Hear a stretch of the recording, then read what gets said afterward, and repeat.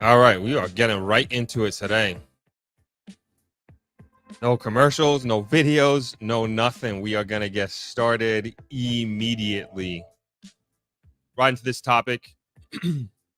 I'll mention it again, what I'm about to talk about or say later when more people come on. But I actually put out a podcast last night, just felt inspired, and it was on this very same topic. And I did it just because I thought it was a good idea for me to get what I had said off my chest while I was in the heat of the moment, sort of thing, so I could come in today on our live stream here a little bit more calm, cool, and collected. Got the emotions together, and maybe even worked through my talking points a little bit with the pod that I put out. If you're a Patreon, you already have access to it. You probably heard it. It's in the description below. If you want to check it out. But yeah, I mean, essentially, there's just been, to me, unnecessary controversy as it relates to the Negril, I was going to say Negril International Hospital, as it relates to the Negril Airport, the Negril International Airport that's coming. And I want to tackle this issue, if you will, or this subject matter, if you will, from a few different perspectives. The first being, I would say, like the surface level, or like kind of what I heard the most about as it relates to why there shouldn't be a Negril International Airport or airport in Negril. And that basically, essentially, is that people are saying that we need to fix the roads and also the water challenges that Negril has, and do those instead of the airport. We'll get to that, and we'll get to that in a little bit. And then the other aspect of it is the political side of it, and basically, it's a pandering argument as far as I'm concerned. And I talked about that last night, and I went into full detail and went on for a bit. But to start with, and what really inspired me to do that podcast last night really was thinking about the people who are pushing against the airport happening in Negril. And there essentially are there I would say, for the most part, there are two camps, generalizing here. There are two camps of people who don't want the airport to happen in Negril. And there are those people who, I would say, they don't live in Negril, they don't live in Jamaica, they have no vested interest here, they have no investment here, but perhaps they've been coming to Jamaica for a long period of time, and they vacation here, and they've made friends, and perhaps even friends that have turned into family. And so they feel like they have a stake in this, and perhaps they do, in a sense. They care about Negril and they care about the community. So they say. So that's one camp. The other camp is those folks who live here and who feel strongly, and I'm not going to question why, like their agenda, if you will. I'm not going to question their agenda or anything like that, but they feel strongly that there should be water in the pipes in Negril, particularly the West End. I would say that's where most of the water challenges are happening in Negril, and also the roads should be fixed. And they want to, they think those infrastructure issues should be addressed before the airport. So those are essentially the two camps. I really don't necessarily have an issue, per se, fundamental issue with the people in the second camp, and we'll talk about that shortly. But really, my main issue is the people in the first camp. And just going to, and I'm not going to name names. I went through this whole exercise yesterday, but going through certain Facebook groups and seeing, I should have pulled some of this up, and seeing some of the comments of people who don't want it. And again, who these people are, and the energy that I've been getting and seeing is very, very, very, very similar to that of when my friend posted his villa on Facebook. and we've talked about it extensively. My friend who's doing a building a villa on the west end of Negril, and it's modern, it's contemporary. I think I showed you the video. You know what? Let me show you the video. I think I still have it here, just so we're all on the same page and we can know what we're talking about. We all know what we're talking. No, you all know what I'm talking about. So I show this video. You get a sense of what this villa is going to look like and the feel and just what he is bringing to Negril and his vision, right? And you're entitled to your opinion. Always, always, always. But let's watch it real quick. What's going on, Throppers? Recently had a chance to visit the 4Z's residential villa in Negril. And although I can't show y'all everything, I wanted to give you a quick sneak peek into what this home looks like. So firstly, the landscaping. Absolutely beautiful with fruit trees, coconut trees, ackee trees. Going inside, there's a 10-foot pivot door that welcomes you into a very wide open kitchen and living room. There are 4 bedrooms with en-suite bathrooms. The interior doors as well, 10 feet tall. Never seen it before in my life. We're talking high ceilings, open kitchen, skylight, floating steps, full live-in helpers quarters, and the master suite takes up the entire width of the building. I'm super, super excited about this and really happy that I got to show you this. We need more of this in Negril.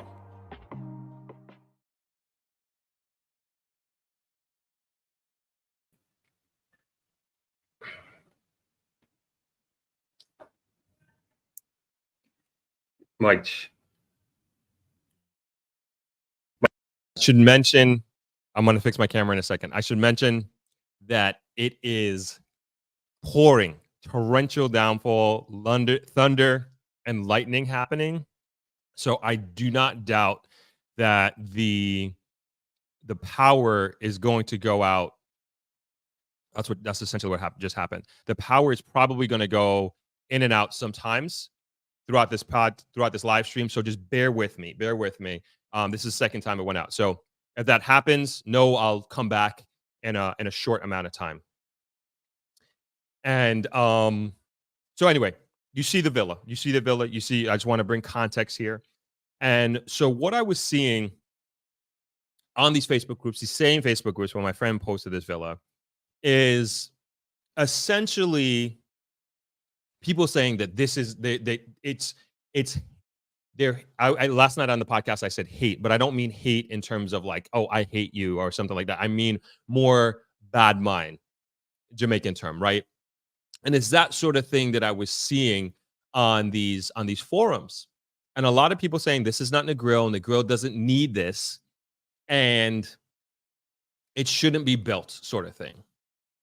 And I couldn't understand this. I couldn't understand, like, why would people be so against it? And again, it's the same people who are against it in these Facebook forums.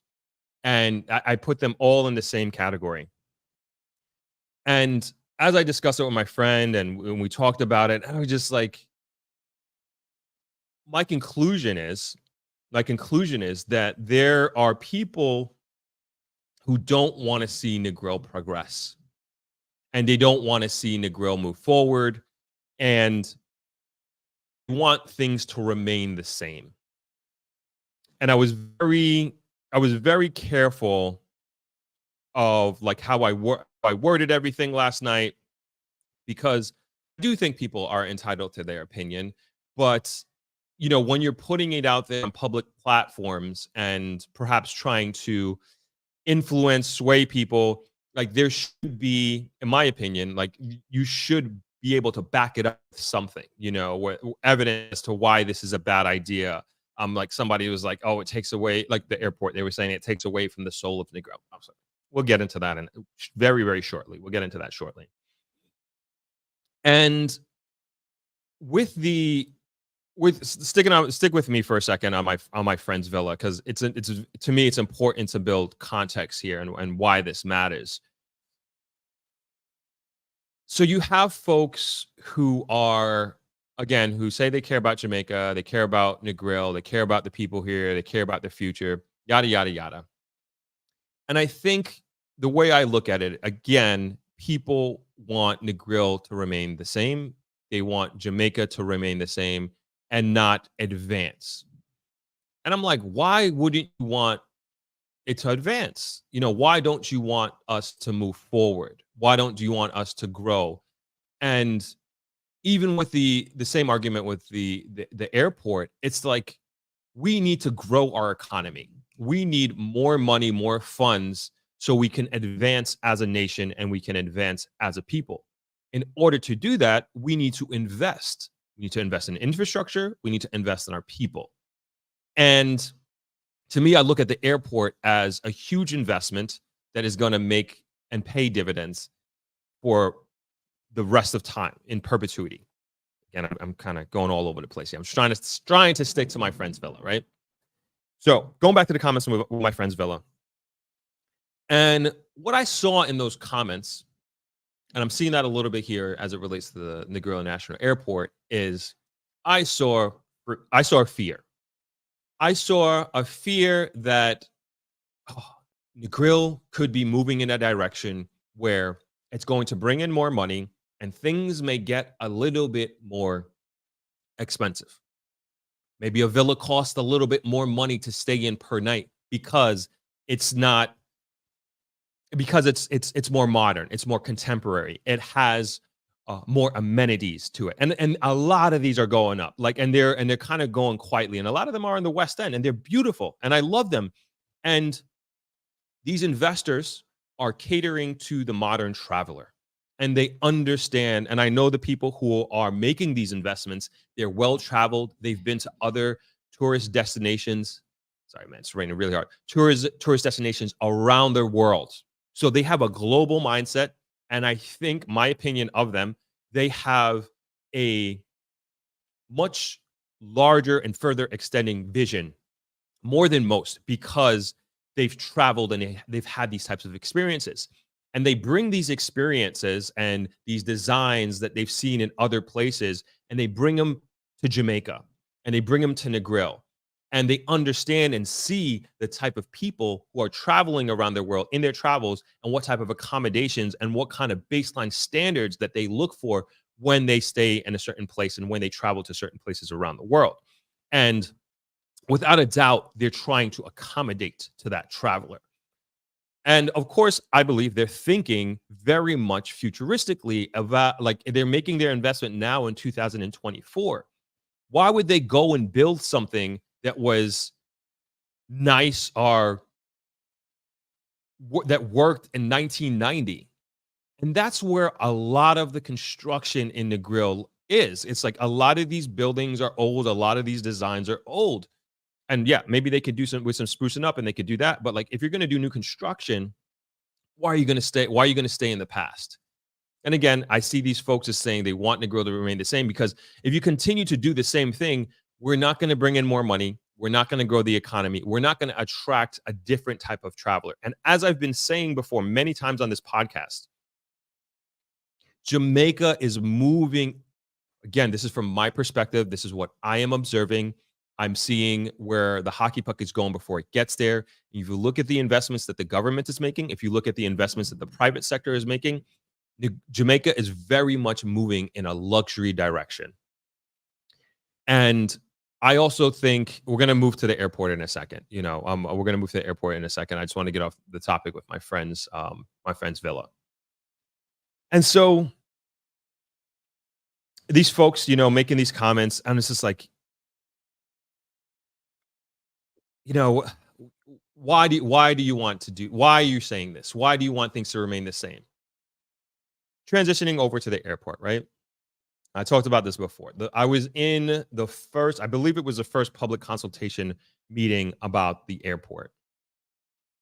And I believe it was the first time that we, the public, we, the people, had an opportunity to learn about the airport publicly and then also weigh in on the airport. And I just, by happenstance, I happened to go on this meeting.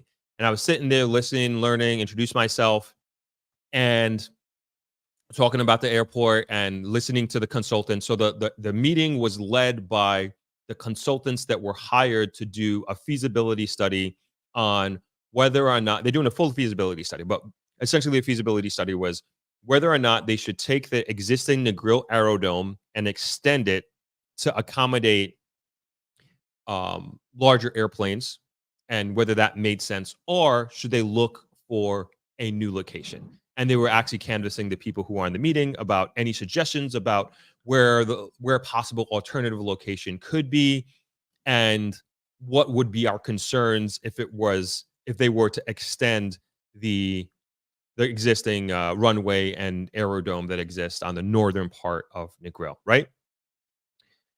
And then, I'm on this meeting again, mostly listening and trying to learn. And then there were like a bunch of folks who were getting on the mic and saying, this is a bad idea. Negril doesn't need this airport. And they were making examples of using the new airport in Outage, basically saying like it's a failed airport and that that if you put an airport in Negril, it's going to, I don't know the exact terminology, but incentivize drug trafficking. And there's going to be drugs coming through the port. I'm just like, what? I was like, what are you talking about?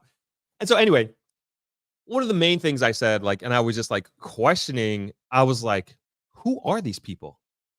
I've never seen them, never heard of them, never seen them at any Chamber of Commerce meeting, directors meeting, JHTA meeting.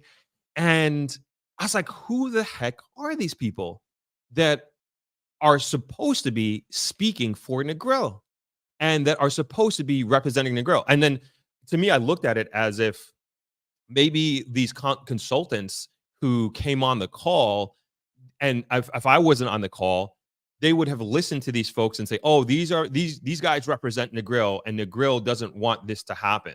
And I was just like, "No, no, no, no, no." And I did my best, of course, respectfully, always respectfully, to essentially like just kind of shut down some of these arguments, and then also create a not a vision, but hopefully put in people's minds like how good this will be for the Negril community, and just shut down some of these arguments. These I really felt they was a nonsensical arguments.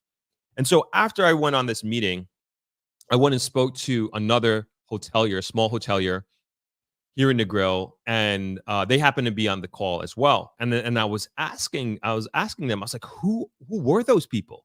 What was that? And then again, I wasn't even planning to be in on this call. I just happened to like just flip open my laptop, and they were like, "I'm so glad you were in the meeting. I'm so glad you said something."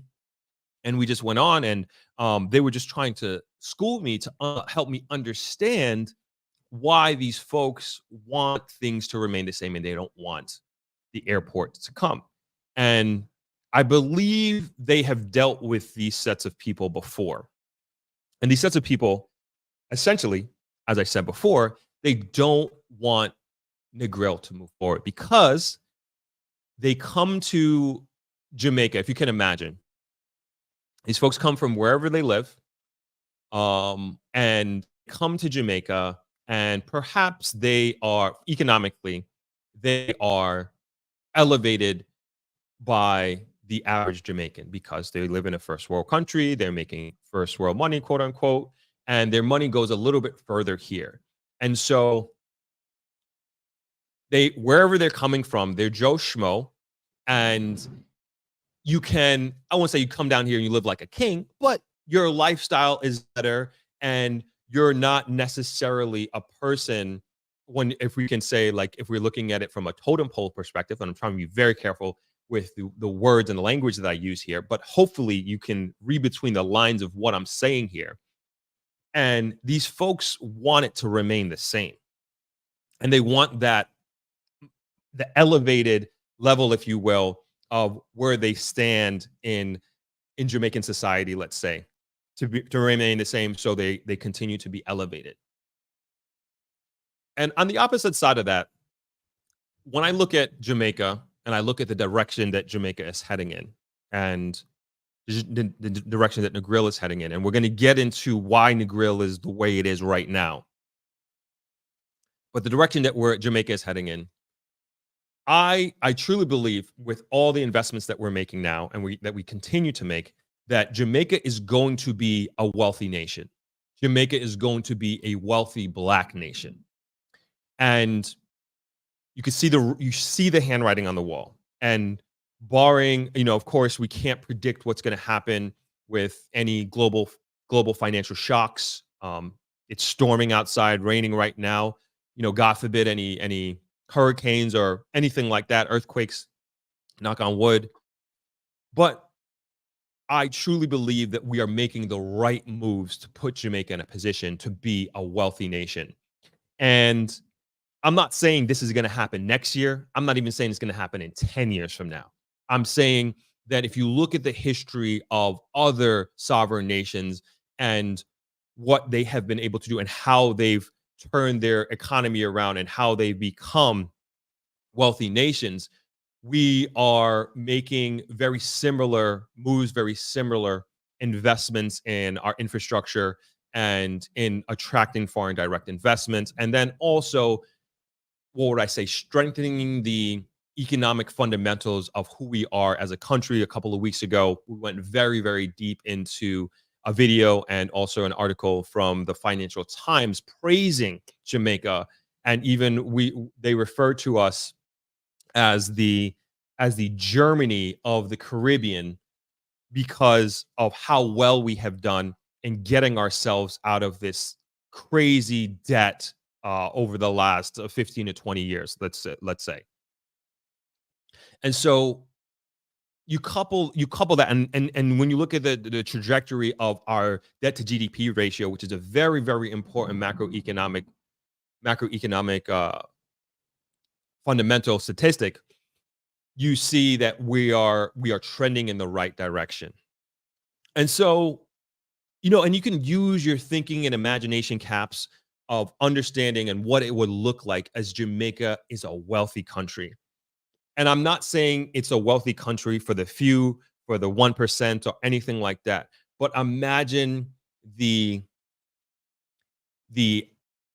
average, what would I say? The average quality of life of the average Jamaican, that is just completely elevated. And we have great roads, we have great infrastructures, we have great schools, we have great jobs.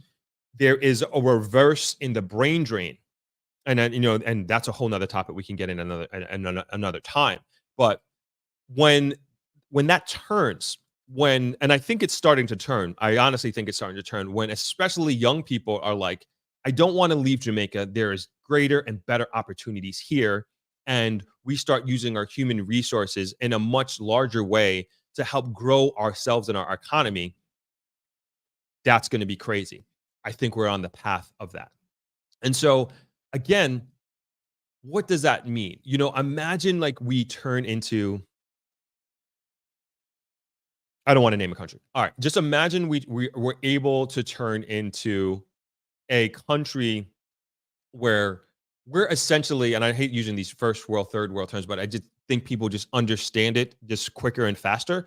But we become a very developed nation. Imagine we're on, and I'm not saying like our economy, our GDP is going to be at the rate of the US or anything like that, but imagine in our own way relative to who we are and what we are, but we are generating that type of income and revenue as a country. Like, what will that mean for the entire nation?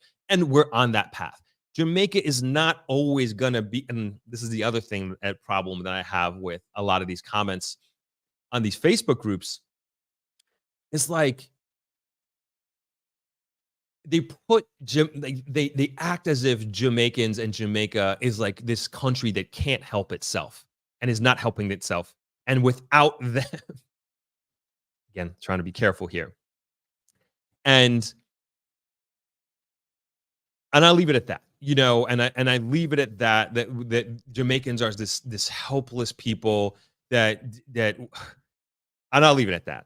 And I think in a real way, in the future, that we are going to be an extremely self-sufficient, self-sustaining country.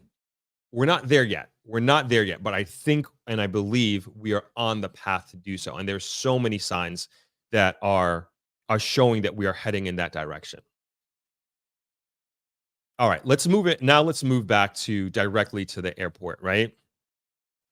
And let's move it back to one of the main arguments that I've been hearing, the main arguments against doing this airport, and that is that the airport shouldn't happen because Negril needs water, Negril needs its roads fixed. And okay, I agree. Negril Negril needs water. Negril needs better roads. A lot of Jamaica does, right? And so essentially they're saying their argument is that instead of doing this airport, we need to fix the roads. Instead of doing this airport, we need to invest in water infrastructure. And to me, if you're going to say that, that means that you believe, for whatever reason, that we either can't do all three or we don't deserve all three. I repeat that again. If you are saying that instead of investing in an international airport, you're saying that we can't fix our roads and we can't invest in water infrastructure. What makes you think that? What makes you think we can't do all three? What makes you think that we do not deserve all three? And Negril absolutely does deserve all three. I'm going to make that point shortly. And before I got on here, I was talking to my friend. I was telling him what I'm about to get on here and talk about. And he was like, yo, you need to shut the F up. That, like, literally, that's his words that he said. And he was like, those people who cannot see how beneficial it's going to be, just let them go on.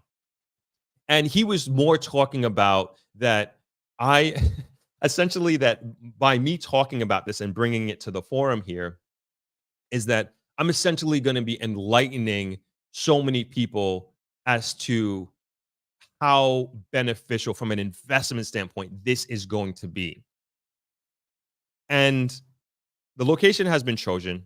It's like 15 minutes, 20 minutes away going towards Sav. We'll get into the map shortly. And do you know what it's going to mean? I mean, I know I'm getting off the topic of the water and the roads, but just going to plant this seed. Do you know what this is going to mean for those families who have owned pieces of land for generations and generations, like going back to the slave days, and their land may have been, I won't say valueless, but their land isn't worth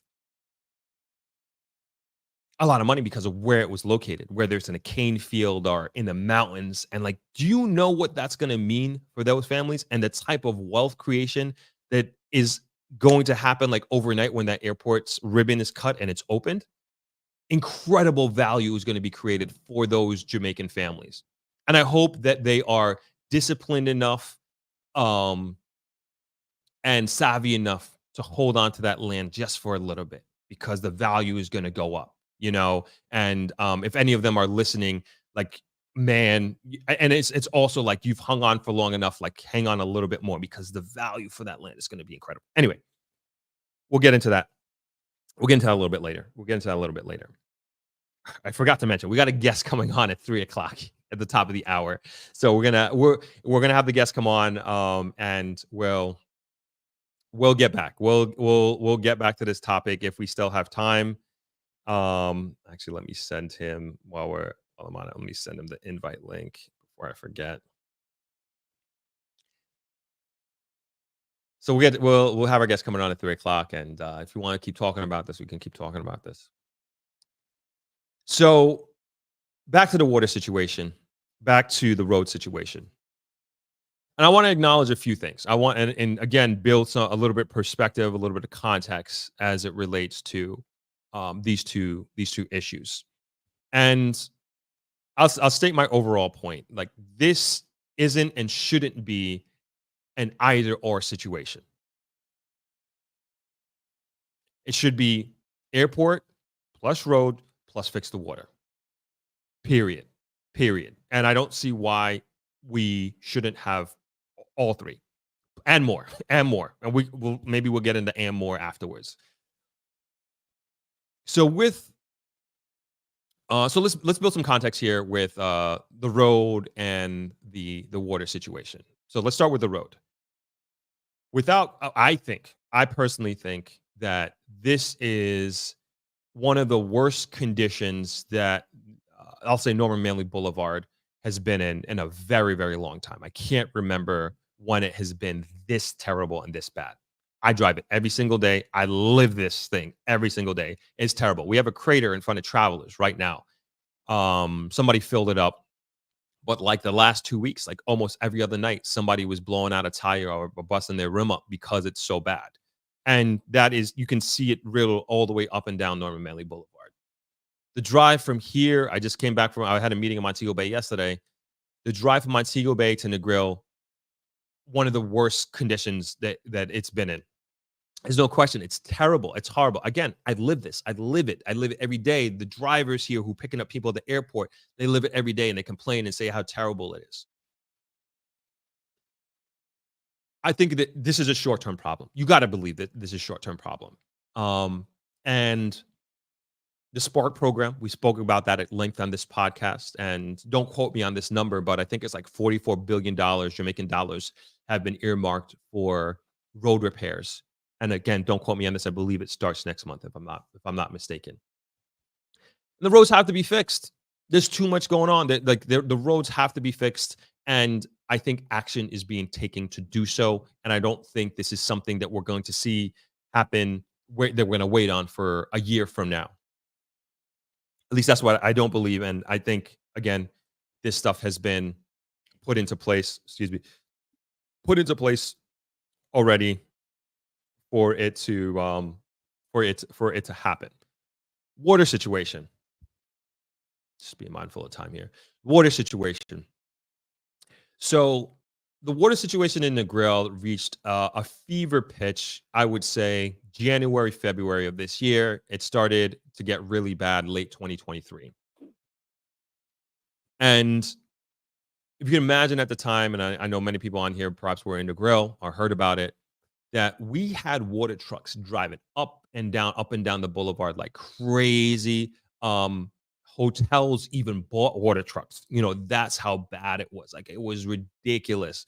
You had a drought coupled with an aging water system. And then also it seemed like even after, I forget where it was, I remember I got a video from Lambert Williams. If you know who he is, I'll call him a community leader here in the grill. And he put out a video of showing that there was water, but it's not being distributed. So I don't know what was going on with that. I don't know what the conclusion was. But at the end of the day, we don't now have adequate water. Especially back then, we didn't have adequate water coming to Negril. And I did a podcast, I did a live stream talking about how bad it is here because there was no action being taken. There was no action being taken. And I felt that we needed to get the word out on this situation, or at least use my platform to do so. And if you can remember, the morass was burning at the same time, which was just a ridiculous combination of this really bad things happening to Negril. But right now, and I think this is important, and this is one of the articles that I wanted to bring up. I might not even need to bring it up at this point, but let me see here. One of the things that I think is important to understand too is as it relates to the history of Negril. The deep west end of Negril never had water to this day. In the history of history, the west end of Negril has never had water. If you live on the west end, you probably either have deep west end, you have either a water harvesting system. I know a property that has a desalinization system back there, or you completely rely on trucking water. I think it's ridiculous. It's holding back development. It is making it harder for the lives of the people who live back there. And it just still to this day, right? Even right now, the west end, not even deep west, in the west end of Negril, a lot of places do not have consistent running water. And it seems like the deeper you go, the worse that it is. Unacceptable. I agree. Acknowledge that. Now, you have to ask yourself, how is this possible? What I just said, how is this possible that this tourist town of Negril that is so popular, that so many people come to and enjoy and come and stay at this hotel, that villa, that Airbnb, whatever, And there are certain parts that do not have running water and do not have running water on a consistent basis. And the history is there's an article. I'm just going to pull up the headline of the article and I'm not going to read it, but you will. And I haven't read it, to be honest. I haven't read it, but let me see if I could share it real quick. And the headline of the article is Westmoreland the new St. Thomas? And the way, and I'll put it in the comments, and if you folks want to go ahead and take a look at it. And I'm sorry I haven't gone into the comments at all right now, but we will get there probably after the guest comes on. And the thing with Negril is we span, and this is so important with the history. This is so important, is that we span across two parishes, Westmoreland and Hanover. And we have become, in a sense, the redheaded stepchild. I mean, and this is a three-pronged argument, right? So we're this redheaded stepchild, sitting between two parishes, Westmoreland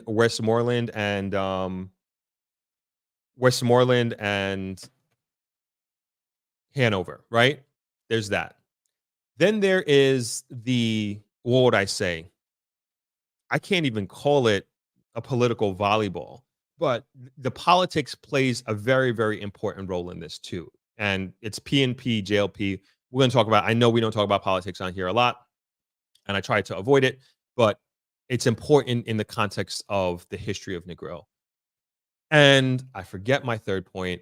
Oh, my third point more is like multiple people have asked me this, and it's essentially what did Negril do? What did Negril do to be put on this essentially shit list? Because, and I say that, excuse my language, but I say that because when you look at other tourist destinations in Jamaica and you look at the investment that has gone into these destinations versus Negril, you're just like, what the heck? Like, how did they get this? How did they? And we got nothing. Quote unquote, nothing. Very little. Very, very, very little. And I'm going to work these arguments from the third one to the first one, right? So you look at Negril and you look at how much we bring to the national coffers, right? And it is, and you could look at the numbers, like we bring in a disproportionate amount of tourism revenue to Jamaica based on how small we are and based on how little we get. We just do. And I think because of how well we do with so little, we continue to get ignored year over year over year over year.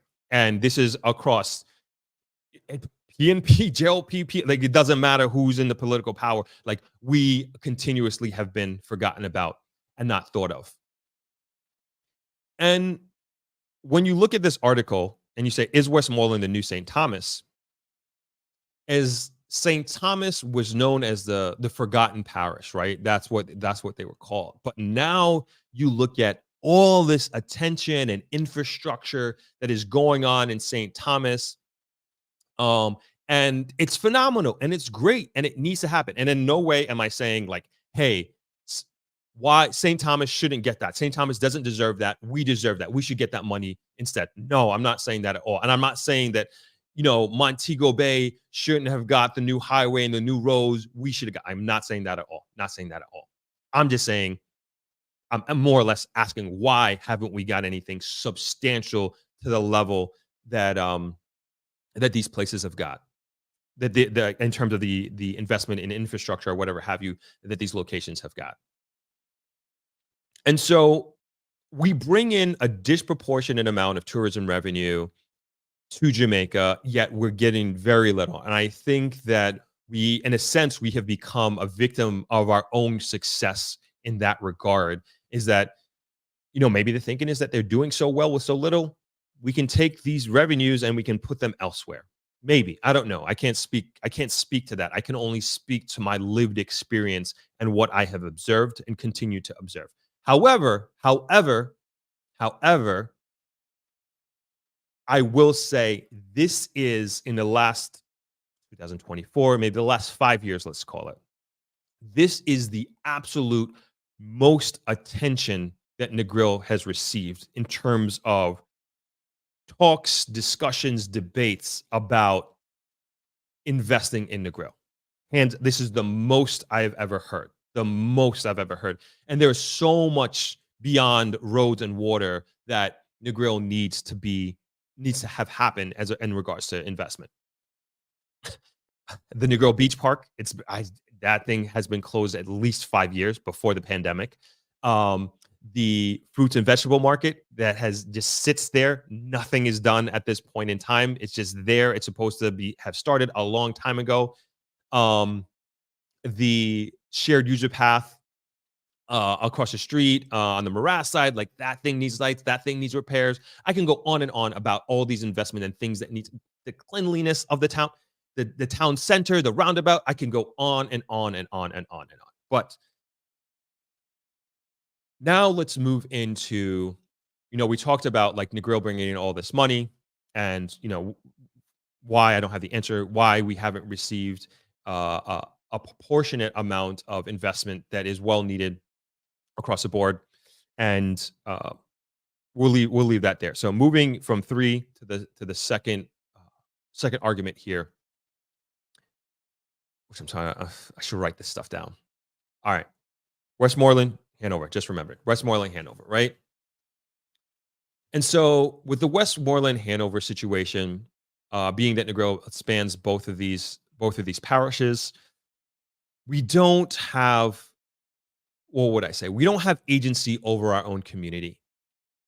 We don't have a direct representative in parliament or that is like going to bat for Negril because we're across these two parishes.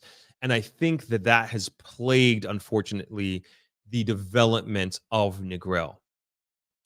And I look forward to a future, and the Prime Minister has talked about this, about Negril becoming its own municipality. So important. So important that it becomes its own municipality and that we're able to basically take our future and our destiny in our own hands. And we, as a community, we elect our local officials and we elect people to represent us on a national stage to lobby for what we actually need because we have our lived experience. We're here. It's not somebody who's outside of Negril, who's not from Negril, who is, I'm not saying this is the case, but historically, that's what it's been. And the focus of the folks representing Negril it's outside of Negril plus Negril. And I understand it's not incentivized for an MP to only focus on Negril because they have to worry about Sav, they have to worry about this area, they have to worry about that area. So it's their focus is spread. And we want direct representation. I mean, I always think, like, imagine I can pay our taxes, if I need to go to the tax office, that I go to the Negril tax office instead of the Sav tax office or the Lucy tax office or whatever it is. But that's a entrepreneurial local argument. And then the first argument is we're still on the water topic here, just keeping in mind why Negril hasn't had water. And I want to make sure that we understand, like, this is a long standing problem. This is not something that happened yesterday, and it's not something that I don't think is going to be fixed tomorrow. It's not going to be fixed tomorrow, but there's announcements. I believe it's coming. I think that we need to continue to talk about it and advocate for having an upgraded water system. And especially with all these things coming and all these things, when I say things, I'm talking about investments that are happening. We're going to need bigger pipes coming into Negril. And that's also not only on the receiving water, but also with the tertiary treatment plant with the sewage. That also needs to be upgraded. Like, all of it needs to be upgraded. And so I know the powers that be are aware of this. And getting back to the airport, we have the guest coming on in about 7 minutes, Jermaine. getting back to the airport, the amount of investment and interest that that is going to bring to the table. I mean, I don't think we can really understand that. And imagine that even if I think it's going to do more than this, but like even if it increases the population 20 to 30% here in Negril, I think it's going to be far, far, far more than that within a 5 to 7 year period of that thing opening up. The system, the infrastructure that we have in place, it has to be upgraded. It needs to be upgraded. And when you're making an investment like an airport in a community like this, it's going to force you to invest in things of this nature because you're going to automatically increase the population of this town. And you know what this is going to do for Savlamar? People are now going to move to Savlamar, either from other parts of the island or other parts of Jamaica that don't have any family or are nested interest, right? And sorry, just getting prepared for this, our guest.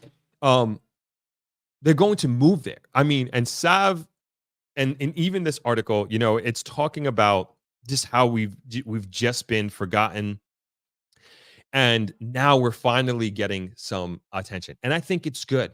I think it's good. Ultimately, and I'm gonna close this off because I want to prepare for the guest who's coming on in a few minutes. And if we're able to get back to our discussion here, I would love to, right? But ultimately, this airport I think it's a phenomenal idea. I think it's a phenomenal idea. I don't think it's an airport or water, an airport or fix the roads. All three. The grill deserves it.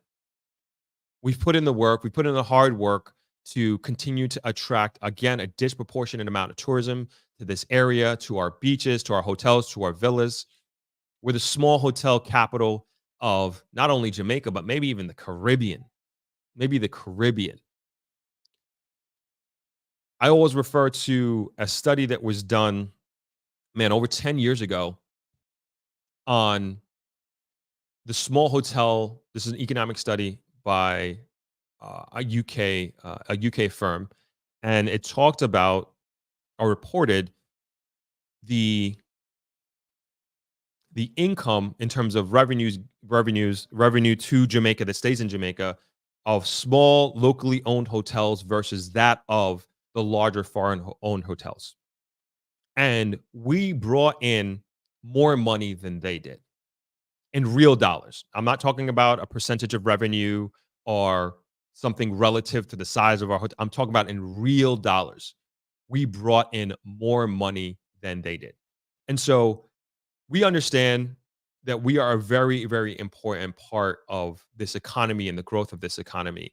And in order to, and I haven't even gotten into like what this means and why we need this, and maybe we'll get to that after we have our guests come on.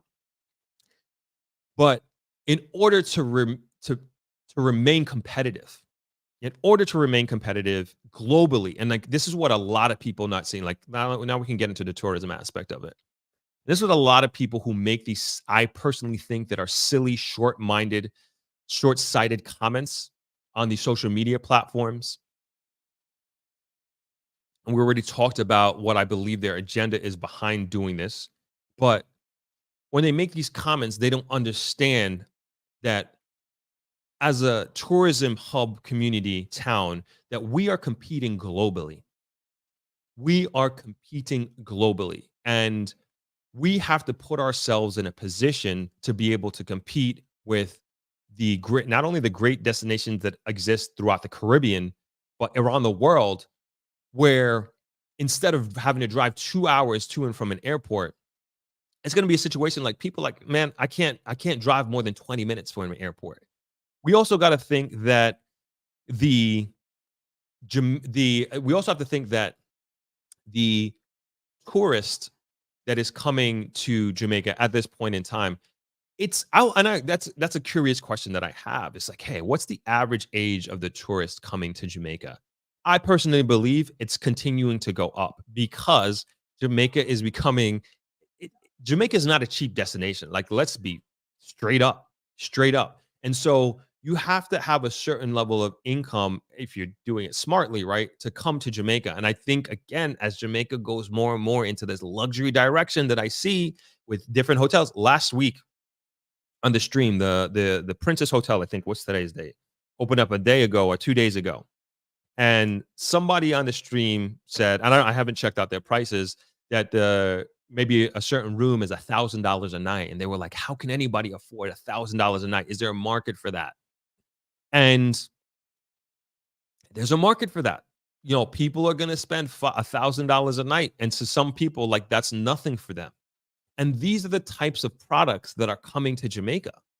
Many, like, and will there be a more affordable products? Yeah, absolutely. There will continue to be more affordable products. But again, you're not, nobody, as far as I know, I haven't heard of a development or hotel that's coming to Jamaica that's going to be charging $50 a night.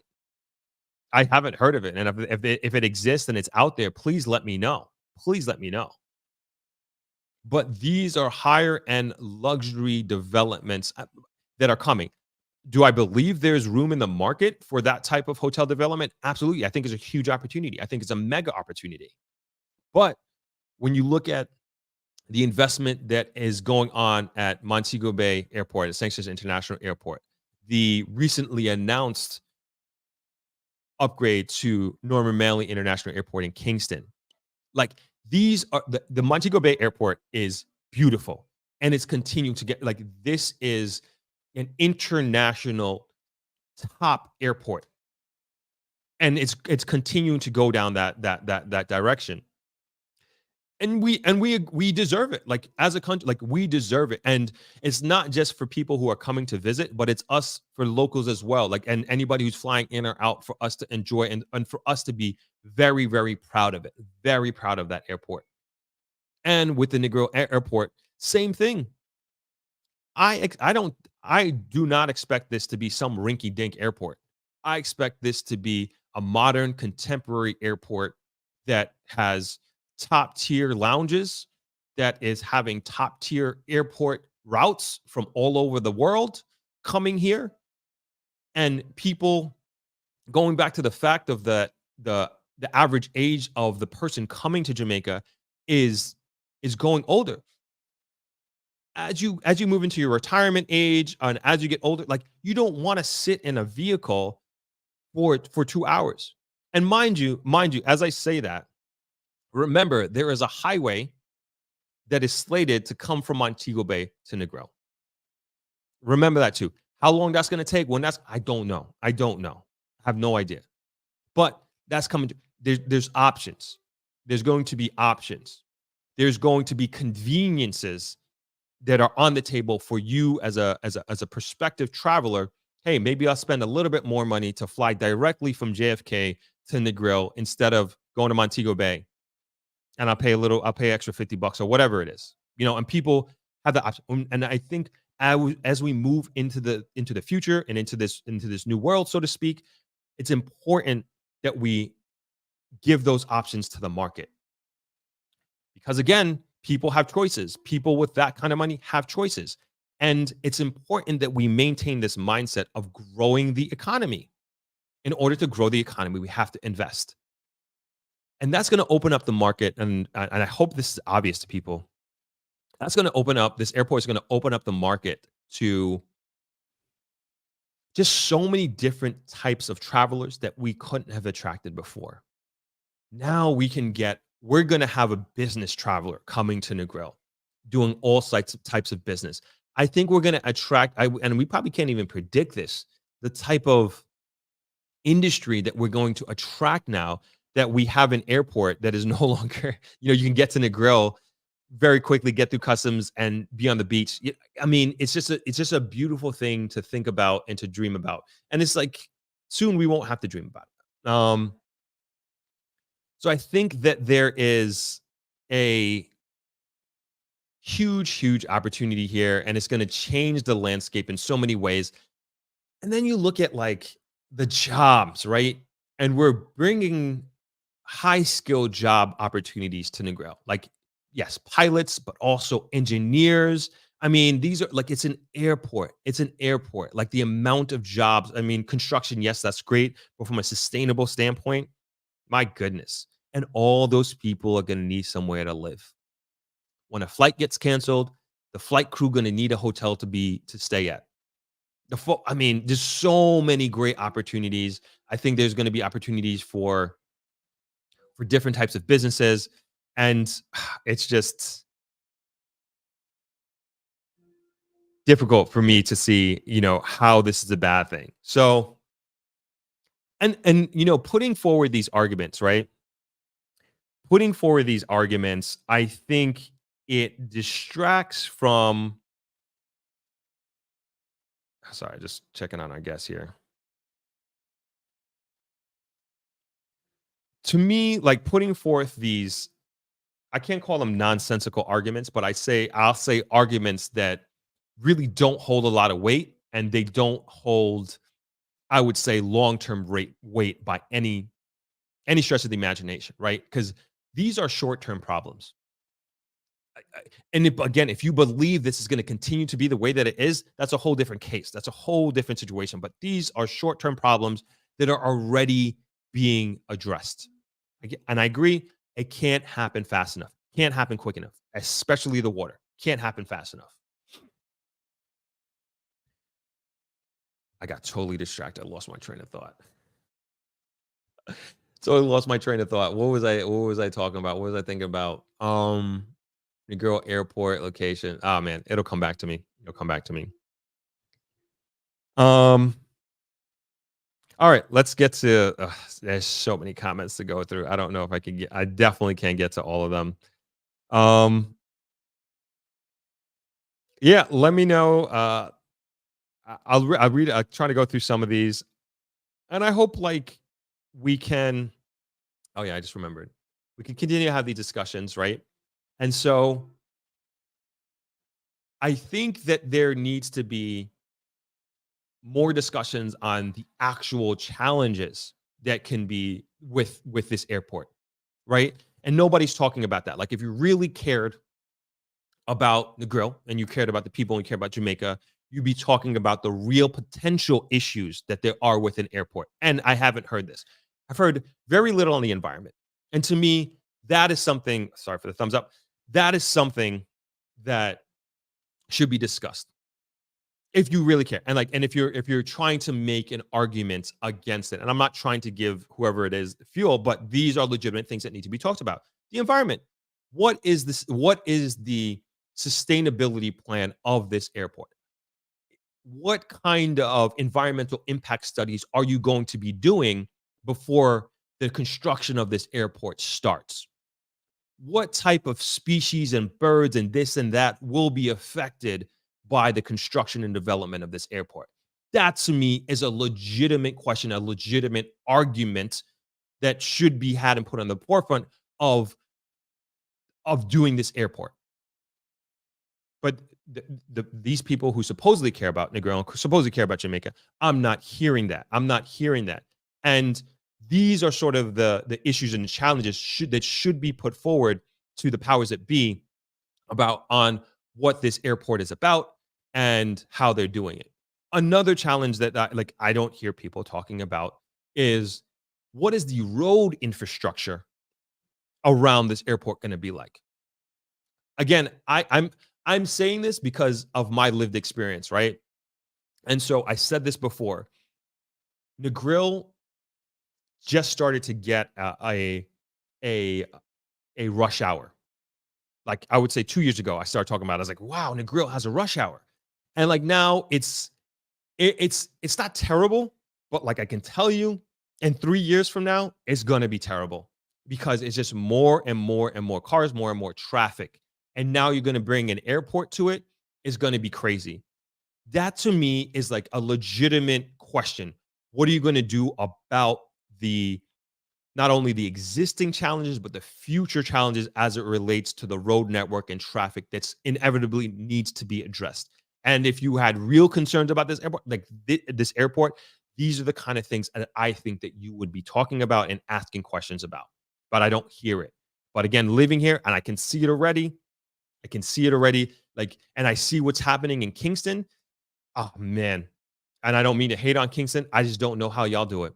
I don't know how y'all do it. The traffic out there is absolutely insane. I love Kingston. I love going there. I love hanging out there.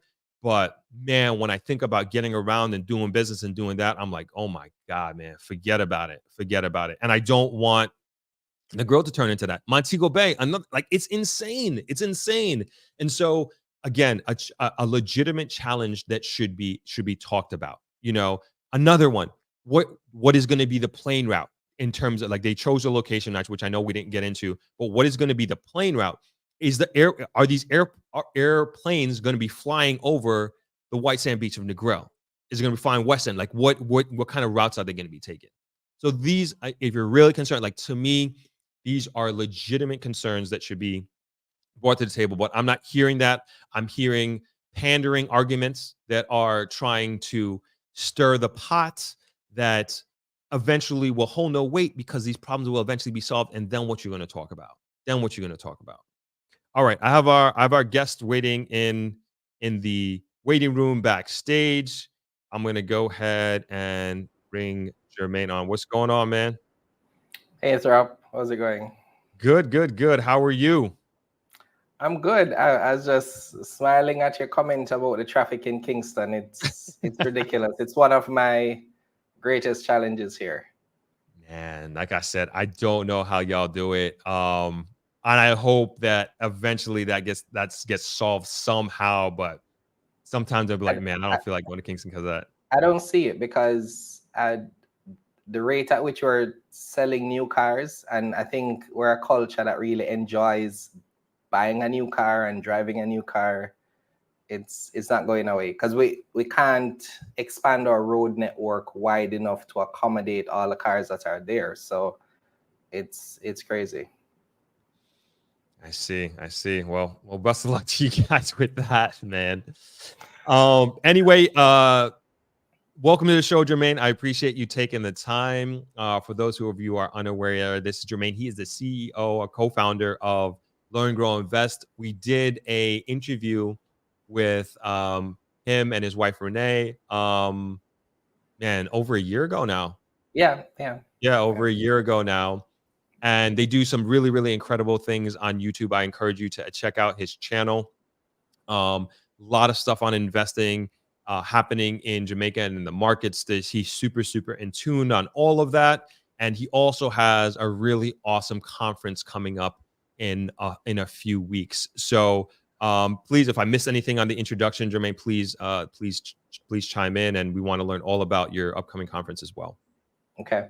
All right. Yeah. So let me just fix one thing that you said. So my wife is now CEO. I actually yes, that's down. right. That's right. Yeah. Congrats, she's taken over. She's in charge now, and she's doing a great job. And we do focus primarily on investing, money management, but we actually started to shift last year to our entrepreneurial focus, and that's some of what we spoke about when we did the interview with you last year. Because one of the best ways to build wealth is to actually run your own business, to have your own business, to have control over your income, because the rate at which your 9-to-5 salary will increase is not going to be the same as when you're running your own business, right? And if you put the same amount of hours in your business as you do for a 9-to-5, the results are typically not even the same, right? Because you're going to grow that business a lot faster. And so we thought it best to start including that. We do have a love for entrepreneurship as well. And so the conference that we're hosting is called the Grow Your Wealth Conference, and it brings investing and business in one place. Because when we invest, we are investing in companies, in entrepreneurs with ideas. And so again, we want to help persons to create businesses that can become the vehicle through which investment funds are raised. And so we're hosting it over 2 days, the 29th and 30th of November. We have some great speakers lined up, and it's just going to be an amazing 2 days. I'll get into, I guess, some of the topics a little later, but things such as how to to build recurring revenue streams, how to manage your cash flow, how to effectively sell. I'll be touching on how to manage your money as an entrepreneur, how to, like, simple things such as how to pay yourself. Most entrepreneurs don't know how to do that. So they may not set themselves a salary, or they set one just small enough to cover bills. Exactly. So that's one of the things that we have to touch on as well. And we're going to touch on content creation as well, right? Because that's a big part of marketing in 2024. And so that's the synopsis of it. What's the website? So it's learngrowinvestconference.com. I'm going to type it in the chat so that it's easier to find. And we're actually having a special today on tickets. So they are 50% off today. And it's, I don't know why I'm doing such a big sale, but we're having a sale on tickets. So just to encourage persons, because sometimes it can be an issue where you're not sure, especially if it's the first time you're hearing about us, if it's going to be worth the investment. So we want to make it as appealing as possible. We know it's going to be a great conference. We've been doing it for a few years now, and we always tend to find speakers that are great. You may not have heard about them every day, but the value that they bring is going to be not commonly seen. And you have virtual and in-person tickets, correct? Yes. So we have virtual, and those tickets are $100 right now. We have in-person, which is $200 US, and we have a VIP, just maybe about 30 tickets that are allocated to VIP for $350.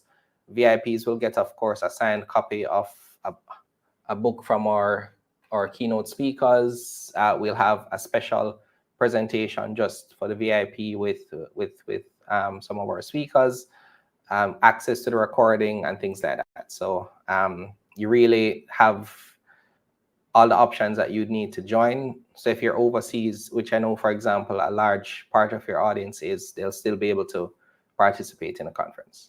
Awesome. And I want to dive deeper into the conference breakdown, especially the speakers and everything like that. But I want to get an understanding from your perspective on what are you seeing in the entrepreneurial startup space in Jamaica, and kind of how do you assess the market? And I'll just kind of leave it open. Yeah. So I've been a part of so I've been an entrepreneur for 24 years now. And I was a part of, things when things just started, when you might have a conference here or there, you might have a competition here or there. And I've seen things come a long way. I think where entrepreneurs are focused now, it's still a lot of isolation. Where I would start a business, I look around, I think I'm doing this by myself. I might start an Instagram page, might start a YouTube page, but for the most part, I don't know where to find funding. I don't know really how to manage some of the things that I need to do for my business, because usually we have a skill that we think we can make money from, or have a product that we want to sell. We don't really know all the other things that we can do. And so we try to get help where we can, which would be from YouTube, or we may see a conference here or there that we attend. But for the most part, we just kind of struggle through it, unless it's, of course, the ways in which I've seen it work well is, for example, if you're in an industry that you're doing really well, let's say from your 9 to 5, and then you segue into that field as your own business. So for example, let's say you're in real estate development and then you start a real estate company. Chances are you do really well because you have the network already, you know how the business works, you know who the clients are. Those persons I see typically doing really well. But for those who are maybe trying to break into a new industry or break into something new that they really don't know the players in that space, networking can be challenging. Finding, appropriate pricing and support from partners may be challenging. And so it's this weird thing where we've come a long way in terms of accepting entrepreneurship even as a part of our culture, because sometimes people thought you started your own business because you couldn't find a job, right? I remember back when it was like that, where they looked at you and thought, you know, nice effort, you're doing something nice, but you're not really going to go anywhere. To persons really respecting entrepreneurship, we've seen the growth in the local stock market as well. The junior market is really meant for entrepreneurs who are still driving most of the day-to-day in their businesses, because they're still, in the grand scheme of things, small companies with ideas still waiting to be developed. Some of them are known brands, but some of them we've never heard about before, and they're able to raise capital, you know, grow their business. And so what we saw in terms of a gap is a place to build a community around entrepreneurship, because that's really what the conference is about. So similar to what you do for Tropics, where you want to, even after the conference, keep people together in some way, because that's the best way to get support. That's the best way to get access to a network.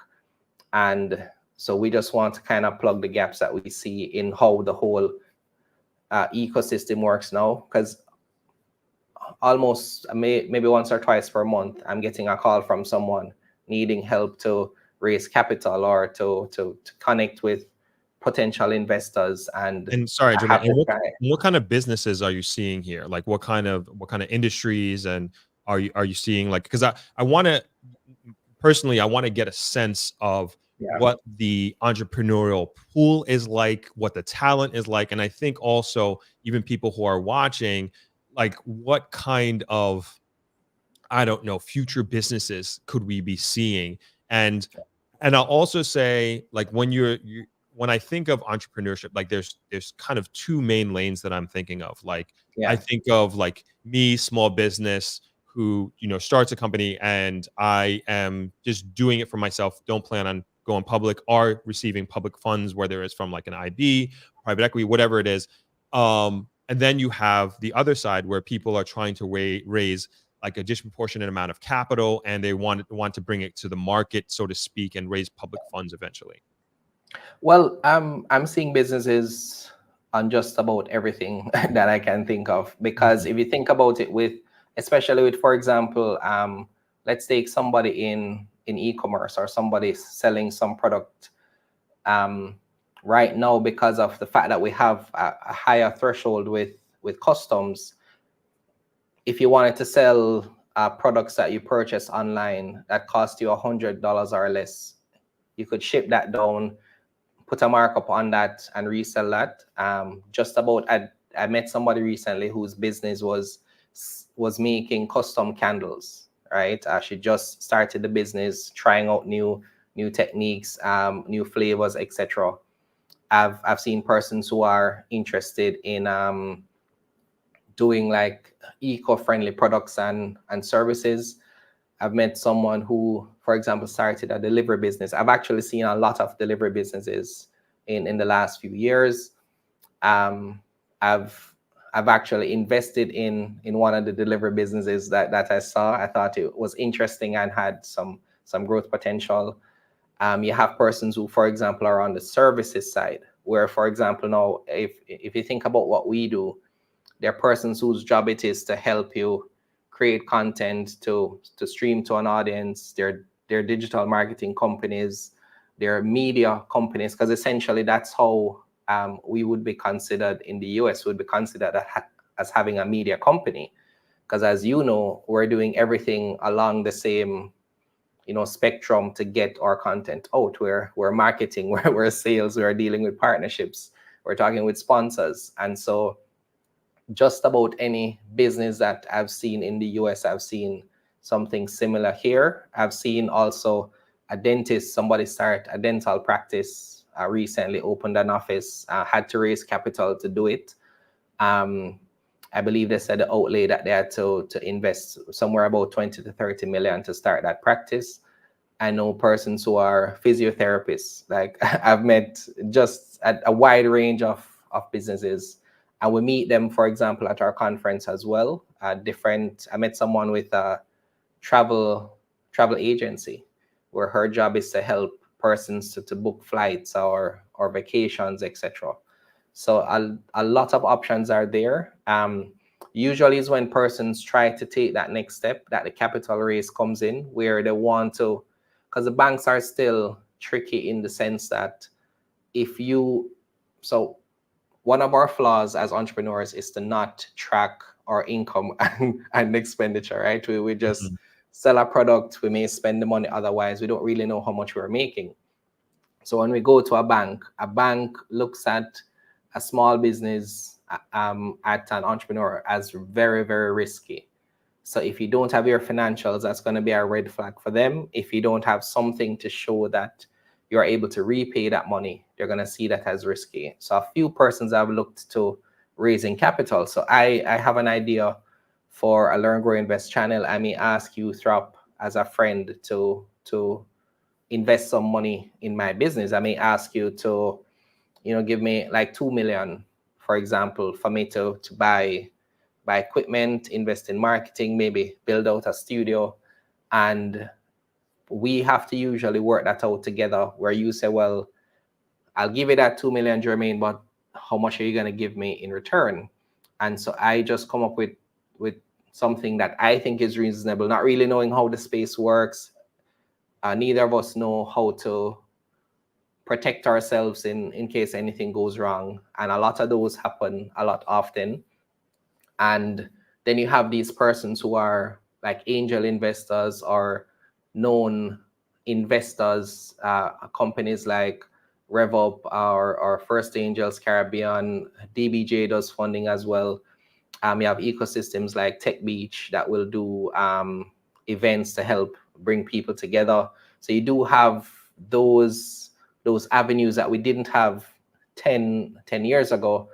You also have Kingston Beta, but a few of those are maybe tech focused. So Tech Beach is focused on tech. Kingston Beta, most of the entrepreneurs there are going to be tech focused. So it's what we don't see is a general space for entrepreneurs. And so that's what we're trying to focus on. And with that, I want to move back to like the banking, traditional banking systems, and using that as a potential resource for raising capital.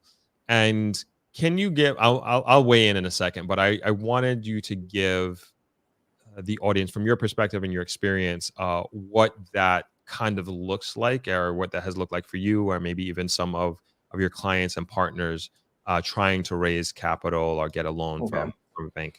So I'll just say there are certain levels of debt that you can get. So with the banks, I'm going to focus on debt. So some banks will have like a SME program or an investment program that you can qualify for, but from what I've found, they typically want you to be able to generate a certain amount of revenues before they give you those investment funds.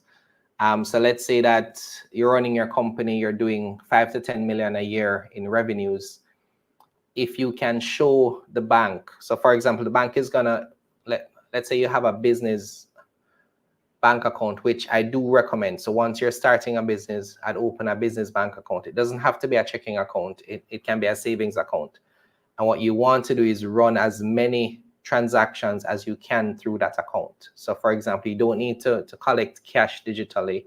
You can just set up a payment gateway and collect your transactions that way. It will cost you a little bit more to do the transaction, but what the bank is going to look at the first time you come and ask them for money, they're going to say, well, okay, Learn, Grow, Invest, you've had this account for 2 years with us. When we look at your account, you're doing $1 million in transactions through your account each month.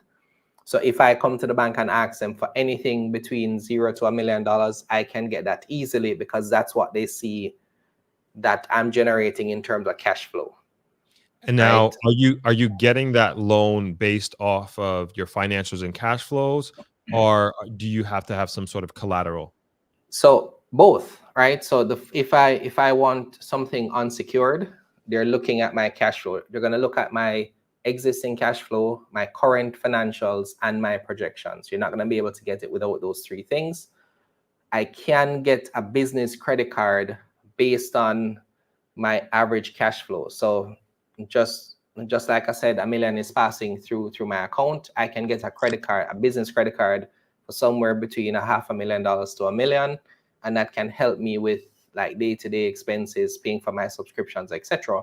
But if I want to borrow $10 million, which is way above my average, I'll have to have collateral. If it is unsecured, they'll have a limit as to how much you can get, and they'll typically want you to have some tangible asset to back up that loan, because again, they're seeing it as extremely risky.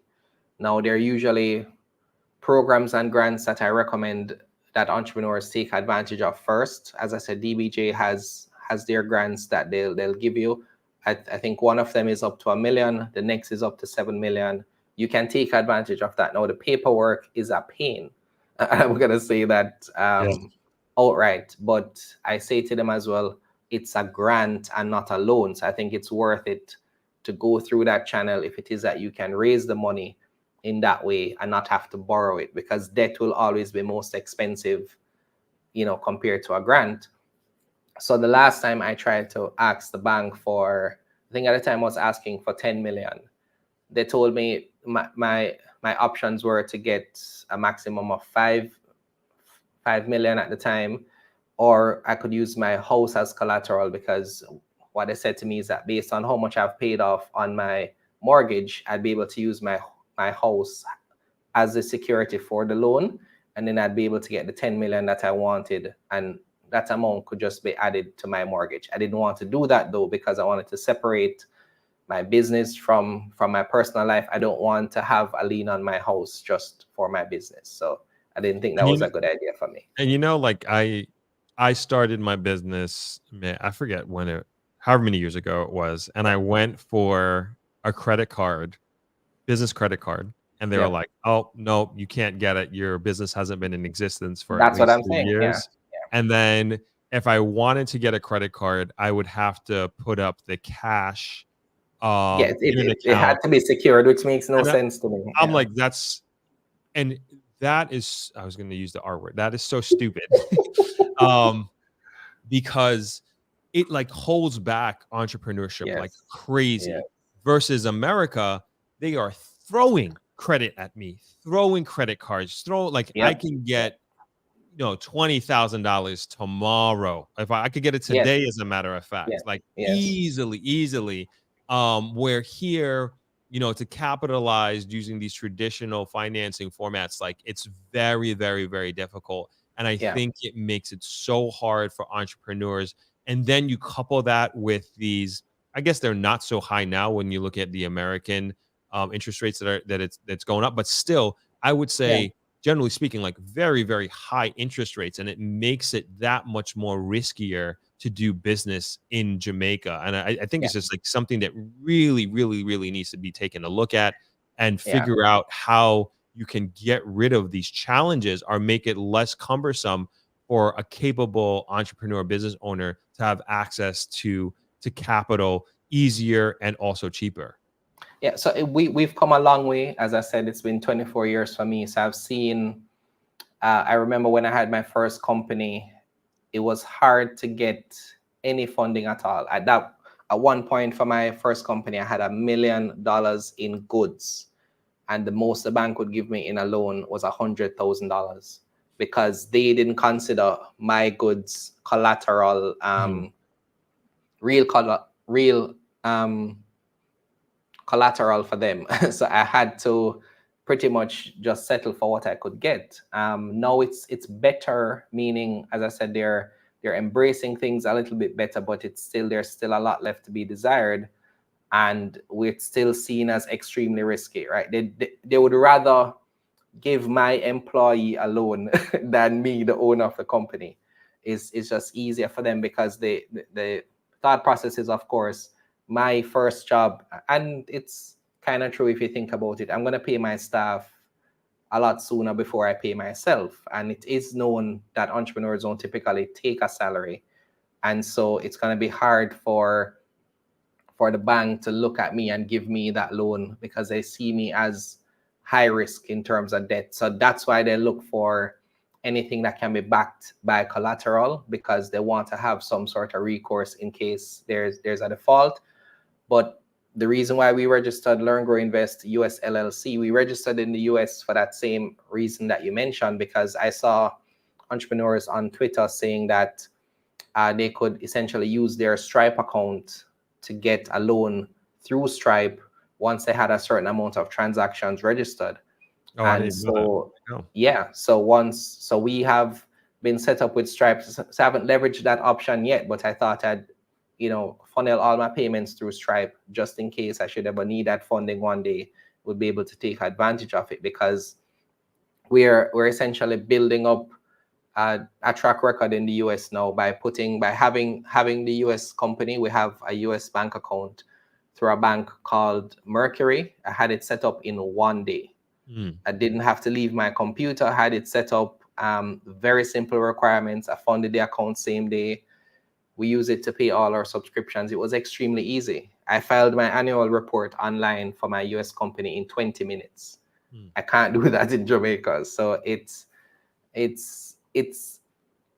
I am a little bit frustrated at it, but I also know that we've made progress. I'm kind of mixed feelings about it. And of course, we tell persons to focus on just understanding the system, how it works, how to work around it, of course, legally, and just to focus on the mission of your business, right? Because that's why we're doing this, because we have a mission and a vision in mind that we want to accomplish. But it is challenging. And I haven't even started to talk about the taxes side of it, because that can be a real burden for new companies to figure out how to continually pay those taxes. Most small businesses will hire their employees as contractors because they don't want the statutory obligation, but then now that may risk that employee not being able to access vehicles like the NHT if they want to buy a home one day. Because again, if you leave it to the individual, they may not pay their statutories even if they're being paid as a contractor, which we just kind of take that lump sum and spend it and not think about covering these things. No, I think what you're doing is a great service. Like, that's very, very important and important to grow entrepreneurship in Jamaica and help contribute to essentially growing the economy. And so, my next question is, like, are you seeing any innovative companies, right? And what I mean by that is companies that are being formulated that are creating product or services that don't necessarily exist, period, right? And so what I see, and this is not a bad thing, what I see, and I think this is smart, and I say to do this all the time, but what I see is a lot of Jamaican entrepreneurs taking ideas that are working in the US and they bring it to Jamaica and they bring those services, and I think it's smart and we need that. But outside of that, are you seeing anything like coming out of like R&D, whether it's in tech or something like that, that is they're trying to change the world or disrupt a certain industry? Okay, so I see what you're saying in that. So here's the thing: there's a thought process that says if the model works in other parts of the world, then it should work here. Meaning you just adapt it to our culture and make it work. So in one sense, because if you think about it, we don't really respond well as a culture to something new. So if I come to you presenting a new idea and you don't have anything to match it to, you're gonna be wary of that idea. So that's so for example, if somebody's starting a delivery service, they may say we want to be the Uber of so and so. Because you can reference it to Uber, then it's something that makes you feel more comfortable with the idea because you understand the Uber model. Or we want to be the Airbnb for so and so. So I'll just say that because it's hard. So for example, take what we do. We're doing something that it's a very niched service. There are other parts of the world that does the same thing, but the way that we do it is very unique, such that it took me a long time to figure out how to explain it to people, right? Because a lot of people think, for example, when they think about our content, they think we're just in financial education, but that's not the case. So we do that as a part of our outreach, as a part of our giving back. We create content because we believe persons need to have a basic level of knowledge, but our business model is really investor relations. So we are helping to connect companies with their investors and investors with the companies that they're putting their money in. So that's a very niche service. If I say that to 8 out of 10 persons, they'll have no idea what I'm talking about. And so imagine explaining that idea to somebody who is not familiar with it and trying to get funding. That's usually a challenge, right? So I say that for you to consider that on the innovation side. Now, if somebody really wants to do something brand new, novel, never seen before, you're going to need a lot of capital to get to the point where it's now going to be accepted, right? Imagine if you were to, because for example, take AI. AI has been around for a longer time than people realize. Because when I worked at Microsoft, we were very invested in using AI to for example, make Office better as a product. But then the last couple of years now, persons are so big on AI with companies like NVIDIA, etc., that if you start any AI company now, most persons will know what you're talking about. But 10 years ago, that wasn't the case.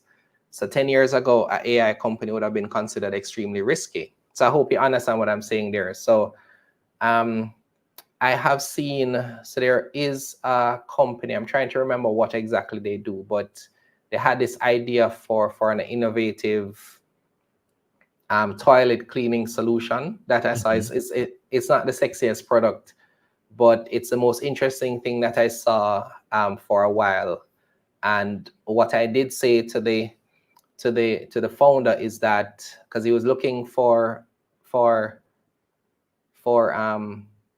investment, and I said to him, well, try and find a customer, or at least a couple of customers, who will give you like a purchase order or some guarantee, because I know, and I said to him that it's going to be really hard for persons to take up capital and invest in your company because they've never seen anything like it, right? So he's doing something new. It may be in other parts of the world, I'm not sure, but at least it's new for me. And so I knew that if he should speak to an investor, because think about it, Rap, if somebody comes into you now and say, well, Trap, I have this business that can download all the content from YouTube into your brain, just place this device on your head and you get all the knowledge that you need. You'd be like, "Wow, that sounds really cool, but will it work?" And so you may be unwilling to put your money there because you're not sure, because that sounds so wild. But we know that technology is heading there at some point, right? So it's just those are the things to consider. But usually the entrepreneurs taking major risk need a lot of capital, because the risk is that they may run out of capital before there's widespread adoption. And the final thing I'll say is that you do have some tech companies or digital companies on the stock exchange that are trying their best to leverage AI and innovation to grow their businesses. One great studio comes to mind. That's a digital services company, and one-on-one educational services. That's also a company that comes to mind here, where they're trying to invest in. So, for example, one-on-one built this device called a classroom in a box, where you essentially can serve content to schools from this box, and they've been rolling out in a few schools in Kingston, and I hear that's been going well for them. So there are things like that, but when I look at how much it costs to take them to roll that out, they spent $95 million on that project. So it's a large capital outlay, and so they had a few quarters where they weren't in profit because they were trying to grow that business. Right. And of course, investors didn't necessarily respond to well read the stock price during that time. So it is risky because we like things that are familiar, and we're not necessarily huge new adopters in this part of the world anyway. We usually like to give things some time before we jump on board. And so, like, when I say like innovative companies, I'm even thinking beyond the shores of Jamaica, right? Okay. And Okay. I will say, like, and like, this is a question, like, and maybe there is, but I haven't heard of it. Like, are there any, especially like as we talk about AI and tech, like, are there any tech solutions that you're seeing that have been created in Jamaica that are being used by company? I'm sure it has to exist, but that are being used by Yeah. outside companies, right? I'm sure it has to exist. Do you I'm know of sure any? it does too. I'm sure Yeah. it does too. And I feel like if I, for example, had probably had a chance to prepare this question, I probably could find one because I've been connected to the space for a Mhm. while. Probably the best person to answer that question would be Ingrid Riley from Kingston Beta, because they have a meetup each month or every other month where persons would pitch their ideas. I've missed the last couple of meetings, but none comes to mind right now. But I'm sure, for example, I did see someone who started. So a big problem we have in Jamaica is working with tradesmen, right? Mhm. It's a big challenge, right? They started an app to help you always be able to find somebody who can get work done for you, right? So it helps both the tradesman and you, the customer, to find someone who can provide that service for you. Because sometimes you're looking for a plumber, for example, and you don't know anybody that knows a plumber. So you have to ask a friend of a friend of a friend to try and send somebody to you. I did meet someone who said they were working on an AI project, but I didn't get the details of it. There's another gentleman, I think, working on his name is Kari. He's working on an office kind of app, I think, to help you with both your productivity and your taxes in one solution. Okay. It's supposed to launch soon, but I haven't been able to try it out, so I can't speak to it. And I do know that there are some Jamaican companies that got invited to Techstars Atlanta a few weeks ago for some of their projects. Again, I haven't really gotten the lowdown on it, but I'm sure there are projects that can be pinpointed. I'm just not, Yeah, and familiar the with reason them. why I asked is like I ask for two reasons really. Like one, I don't hear about it. I don't hear about Jamaica creating any sort of tech product or anything like that. Yeah, If it's yeah, service, then that hey, this US company is using it. Or so I don't hear that. And then two, I'm like, how can we create an environment that inspires innovation and pushes innovation as opposed to um not copycatting, but like taking existing yeah, business yeah, models yeah, and applying it to Jamaica. How can we reverse that? And the reason why I'm saying that is like I want to create a situation or environment where we're creating value for other companies by products and services that we offer here that is homegrown in Jamaica. And I don't see a lot of that. I don't hear yeah, yeah. about a lot of You're that. right. You're right, because it's again, it takes a lot of capital, and unfortunately the investors in general here don't really like to take risk, Mm, right? Now I've heard, I was a part of the RevUp accelerator program, and I did see where I think Sandra Glasgow mentioned that they've invested in over 50 companies, and so I do know that they'll take a certain amount of risk once you go through the program and show that you have certain basics of what they'd be looking for in terms of a company to invest in. Because of course you want to ensure that the entrepreneur is going to take care of the capital that you give them. So I know they'd be willing to invest in various projects. But I'm not intimately familiar with their slate of companies, of course, but they're the first companies that would come to mind. But in general, throughout, you're gonna have persons who are just, it's not where it should be, and mhm. and that's the truth about it. Because I think especially the banks and the institutions with capital in Jamaica, they go with what's sure. They go with what they know they can get a guaranteed return on. But there are more and more persons who are willing to take a risk. So for example, I know a company like, I think you probably heard about Gift Me. They are privately funded now, and that's because I think there was a relationship with somebody who they were able to get some capital. Of course, that's not for me to disclose how much they were able to raise, but that was a project that was considered relatively new at the time in terms of our space, and it's been able to grow very well in terms of the market here. But it's not something that's publicized. It's not something that's talked about. It's not something that we highlight. So it's a very niche circle. It's a very small circle of persons who would be intimately familiar with what's happening. And it's not something that gets really the attention it deserves. So I agree with you. It's not common to hear about those projects at all. Does Jamaica have the skill set that innovation requires? Does Jamaica have the innovative thinking to come up with these out of the box I won't even say innovative, I would say out of the box disruptive ideas? Like, I think so. Your opinion, I think so. But what we don't have is so somebody said to me, if I had Learn Grow Invest in the US, I'd get $100 million already.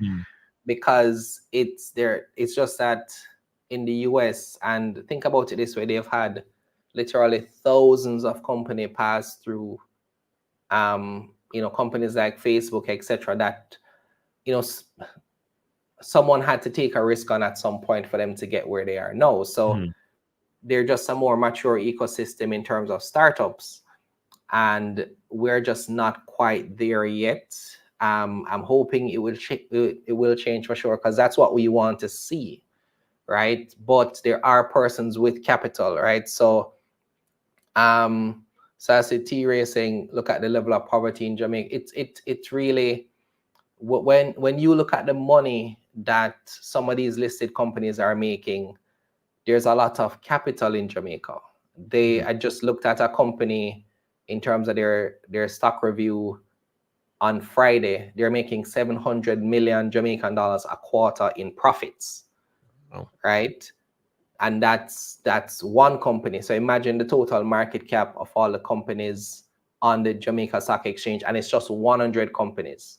So there is capital in Jamaica. Now, there are persons living in poverty for sure, but there are persons who are earning more than you realize. Persons are spending more than you realize on basic services, right? Look at the level of cars we're driving. Look at where houses are selling. You're seeing houses drop probably for like millions of US dollars down your side, right? Somebody has to be paying for those properties. That the developers have to think that there's somebody willing to pay for that to be able to bring that product here, in terms of a property that's valued, 5 million US is almost $1 billion Jamaican dollars. So somebody has to pay for that. So I don't think that the poverty levels that you think is here is enough to inhibit the business that we're talking about, or the opportunities that we're talking about, because there's a segment of the country with capital and they don't know what to do with it. And I'll say, I talk about this all the time, and what I say is, Jamaica has money. Yes. And people don't understand that. Jamaica has money. And I think much of the time, a lot of the pushback that I see with this is that, and I forget who is the person who said this to me, but basically there is I'm generalizing here, but there is almost a jealousy from some of the people in the diaspora who look and see the Jamaicans who stayed in Jamaica and continue to stay in Jamaica are making good money and real money. And again, to your point, look at the vehicles and the cars that are being driven in Jamaica. This is not, and I don't know these car owners, but my assumption is that this is not somebody who's from the diaspora who moved back and they're buying a Lamborghini or a Tesla Cybertruck, right? Whatever, a McLaren, like all these supercars. And I've never seen supercars coming to Jamaica at the rate Yeah. that they'd be coming in here. Yeah. And from what I've been told, these are entrepreneurs, these are business people who are generating income Yeah. and creating economic growth in Jamaica, from Jamaica. And Yes. there is this misunderstanding of like Jamaica, it has money, it's making money. And I talk a lot about the macroeconomic trends that are happening with Jamaica and how well we are doing financially. And that is from the government on down. And I'm not saying that there isn't poverty that exists in Jamaica. I am Yeah. saying is like we are moving forward and we are getting better and we're getting financially stronger. And it is very, very, very apparent. Yeah. So I think people think that so for example, you can also look at the number of franchises that have been coming to Jamaica as well. If you want to know how well we're doing as a country, I invite you to take a look at the stock market, because the reason, for example, I'll say that you can have an idea as to how different industries are doing.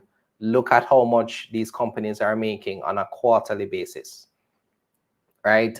Back in 2019, I believe, when I was looking at the financials for NCB, their profitability used to be $29 billion. That's 29 billion from their clients are in Jamaica. So if they're making that as a bank, imagine who their clients are, right? So there's money here. I think people just don't understand how to, I guess, calculate it, because there is a segment of the population that is focused on, right? And that's not necessarily a bad thing, because there are certain segments that should be, spoken about. So for example, there are things that we should be talking about more, as you were saying earlier. But there are look at certain services that have been started. I won't single anything out, but there are certain services that have been started to cater to a higher net worth client, and that's because the business is here. There are certain things that there are certain habits or practices that people have, that the minimum you pay for such services are probably like 300,000, 400,000, and some persons are doing that weekly. And so there is money there. So, back when I used to earn $70,000 a month, I never thought it would be possible to earn a certain amount of money until I got to that point in my career where, when I was earning more than $100,000, I was like, people make this money here, because it was just so much money to me. But you and I realized that if you should even right now, if you should want to stay at a hotel for a weekend, you're spending at least $100,000 at probably the most conservative hotel. So it's not, and we're seeing more Jamaicans travel the world as well, right? And to that point, like me as a hotel owner, yeah, we're seeing so many Jamaicans come and stay with us, and I would say we're a very traditionally Jamaican hotel. Like, it's a large percentage of our clientele are Jamaicans, but I'm saying it has increased, and it's also younger people too. It's younger Jamaicans. And to me, this is a sign. This is an indication that wow, and it's kind of a surprise, because generally where the average age of our clientele tends to be older. But you're seeing younger Jamaicans coming and staying with us here at Travelers and coming to enjoy. So, like, great point. Great point. And they said they had $54 billion in savings at the start of the year. There's $54 billion in the banks in savings right now. When I heard that, I was like, I mean, most of that should be in investments, of course, because you put that in the savings account, the bank is going to benefit more than you. But there's capital here, right? $54 billion is a lot of money, right? So it's really how if you look only at what you see in the paper or hear on the news, it skews your perception of Jamaica. And I'm sure you deal with that as well, Throp. Whenever a travel advisory comes out, people think, Jamaica is this place where you have to walk and duck bullets, and you can't drive certain places. It depends on what you read and what you kind of consume. It skews how you view the entire country. Yeah. And again, I think a lot of it comes from unfortunately Jamaicans who are living abroad. I'm generalizing here. Please don't kill me. Yeah. And they don't understand, or maybe they don't want to believe. But Yeah. there are Jamaicans who are doing very, very, very well here, and I always say, living a good life. Jamaica Yeah, is a you've lovely interviewed place. quite a few persons who have come back from the US to live in Jamaica. A friend of mine who I met at a conference last year, she just moved to Jamaica. There was an article out about her.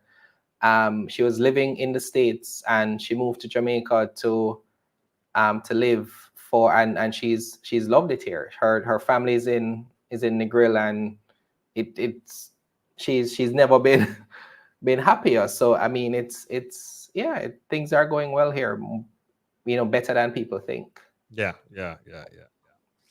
We got a couple questions here. Yeah. I want to pull up, and then I want to get a little bit more into uh, your conference. This is from Jay Fitz. I don't mean to be disrespectful, but does Jamaica have angel investors into new ideas / concepts that's not currently in the market? Short answer, Jay Fitz, yes, because as I mentioned, First Angels Jamaica, they have invested in quite a number of projects. They do have a process though, right? So you have to appreciate that as somebody is putting up their capital, there has to be a process that you go through. So they're the ones that come to mind immediately. Just go to their website, First Angels Caribbean, and if you need an introduction, just reach out to me on social media. I can share their page with you. But there are angel investors here because they have a network of investors that they work with. And so there's literally endless capital through them, but there is a process, right? You can't just walk up and say that you have an idea and you need capital right away. There has to be a way that you prove, that your product is solid and that they can trust you with the money, right? Because that's I've seen persons take capital and pretty much waste it. That's another story. But short answer is yes. Awesome. I got another question here from For Eva. What about teaching people how to get capital from the US? Israel literally is a startup tech hub that US investors put money into. So, Eva, that's what we want to do. What stops us from doing that now, honestly, is our relationships overseas. Because on the same breath, we don't want to connect a Jamaican entrepreneur with somebody in the US if we don't know their track record or what you'd have to do to get that capital, right? Because that's also a risk, right? You have to think about it from both sides, where we as the entrepreneurs have to be mindful of who we're taking capital from, because some people change when they give you money and so you don't necessarily want to take money from anybody. Right. And so we would want to build a relationship with someone, have a process through which we can get funding for the persons in our ecosystem, and have just a way to have that kind of grow and nurture more businesses locally.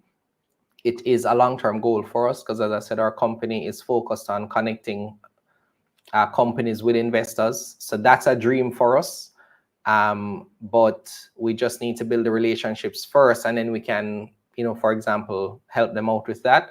But what we have done, so for example, we did a video just this week on how to register a business in the US, with the plan that we're going to show you how to now grow and scale that business in the US, so that you can maybe on your own or on a one-on-one basis try to get funding through the US now, because you have a US registered company. Awesome. I mean, great service you guys are offering. I mean, I think you're doing just a phenomenal job for Jamaica. Like, so needed. So needed. Got a question here from Lanestra. Is there a way you could check the delinquency rate on loans in Jamaica compared to to other countries to see if that may be the reasons why many investors choose not to take on too much risk? Well, the delinquency rate, I'm sure that we could get that data some way. In terms of how it compares to other countries, I'd really probably have to spend some time looking at that. But that's actually a great idea. But that's not the reason why I think persons choose not to take the risk. Because if you think about it again, so using the example that I gave before, because of the relationship that I have with Throp, I don't know you well, Throp, but if I come to you with a good idea and I say, would you give me 1 million, 2 million, depending on what you think the idea is. We already have that trust factor between us where you may say, okay, Jermaine, I've proven enough of your character where I'm comfortable giving you that money. But if I asked you for the money immediately as you met me, you would say no, because you don't know me. You don't know where I'm coming from. So that is the part for us where we have, I heard somebody say, look at the number of burglar bars that we have on our windows in Jamaica. We don't necessarily trust immediately. It takes us some time to build up, because it's this weird thing that I see where when we're walking on the street, we don't necessarily trust the person that we see walking on the other side until we meet them, right? And it's this weird thing that I notice, and I see it when I go to other countries in the Caribbean where persons can sometimes be a little bit more friendly when you're meeting them for the first time, whereas I think we're just maybe afraid of the person next to us because of the focus that we have on violence and persons, we see in the newspapers, we hear on the news. We don't know if the person that we're walking on the opposite side of the street from is a threat somehow. So we are not going to be willing to give our money, which a lot of people value so greatly. They're not going to take their money to just give to somebody like that unless they're able to vouch for that person's character. So that's what I think it is more than anything else, because on a fundamental level, we all want to make more money by investing in projects that will do well, but we're not going to invest with somebody who we do not know. That's because most of us, even those who will unfortunately fall for scams, usually we fall for a scam because we're referred to by a friend. If you think about it this way, right? I'm in some program that is supposedly, being able to make me some money. I loop in a friend and say, hey friend, you can make $100 a month doing this. Okay, sure, I'll try it out. That's how we usually take risks as a culture. We're not gonna see somebody who we don't know and just put some money there because we're trying to make some of it. So I don't think the delinquency rate is the issue here. I think we need to have a process or a framework that makes it easy to register a business, easy to build and grow that business, and easy to demonstrate or make it available that we have this business that needs funding. And then I think you'll see that grow. Great. Got another question here from Jana. Whilst all the development is commendable, what are the plans for greater diversification to foster greater growth in areas such as health, tourism, and logistics? Is that for me or for you? I can answer it. Do you have an opinion on it? So I mean, I can't speak to the plans for greater diversification. I just know from my side, we look at what we're building in terms of an entrepreneurship community as being open to everybody. Like there are certain fundamental things about running a business that would apply to every business. And we think that as many ideas as we can help to foster, whether through just teaching them the basics of how to do their accounting or to understand their financial statements, can help pretty much any sector. So we don't see a limit in terms of what we focus on, right? So for example, again, if you come to our conference, we're not going to say only tech companies or only a certain type of companies can come. We're going to share knowledge with everybody. We're going to try and connect everybody who we can. So from my side, there's no limit. There's no concentration in terms of the areas that we focus. But it really, really just depends on, I think, on the other. Sorry, I think Jermaine is frozen. Give him 1 second. Real estate company right now, I wouldn't know what to tell them. All right, froze up for a second there. Yeah, so yeah. I'll answer it from my perspective. I think there is tremendous opportunity in health tourism specifically. Yes. And yes. I mean, all like right across the spectrum. I am talking from doing specified surgeries like hip surgeries, maybe what can be known for dental. And you see different regions around the world that that specialize in different things. And then these could be cosmetic surgeries that are done by health professionals.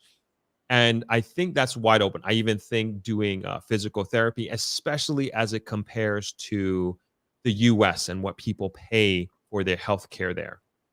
And I think a great example is here, Omega Medical, which is the new Negril hospital here.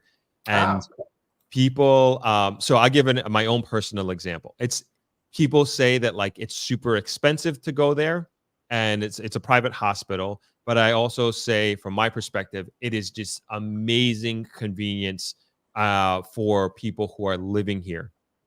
And so I tore my MCL like last year, had to get an MRI. I went there. It cost me uh I have insurance, but like I had to pay up front. It was 53,000. It was like $300 US to get an MRI. Oh.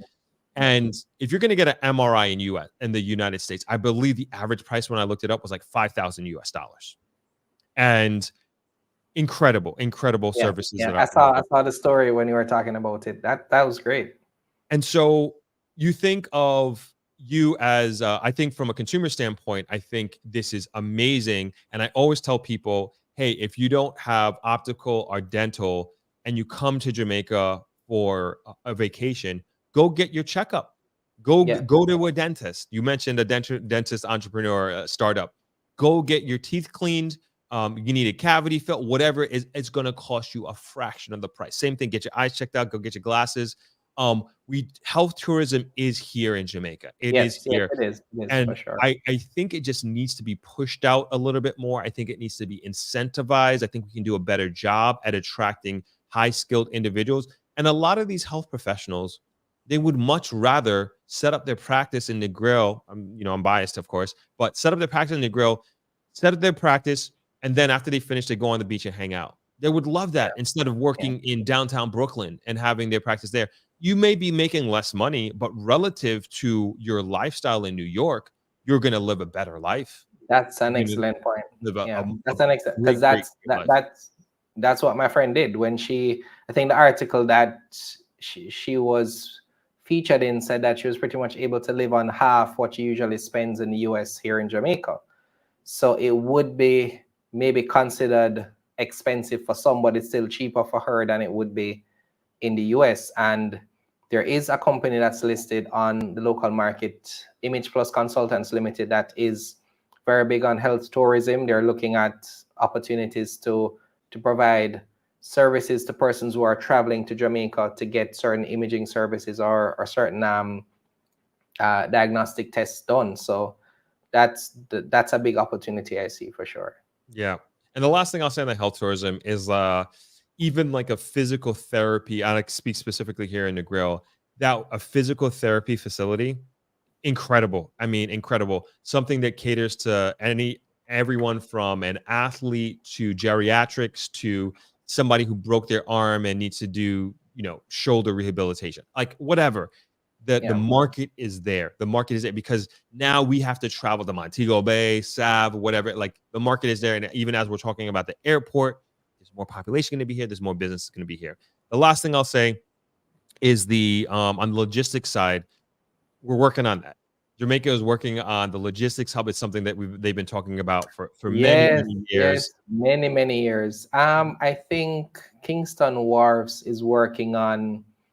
I did a review of their company a few months ago. They're working on something. I watched their AGM. They have these plans to expand their port, and I think they bought a new location to essentially develop a logistics hub for themselves. So Kingston Wharves is a company to look at if you're interested in that stuff. Thank you for that. Next question. This is from Pink English.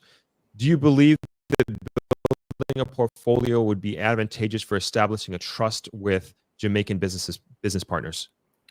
If you mean building a portfolio here in the country so that you have something here, if you're talking to investors, you can show them you're invested in the country.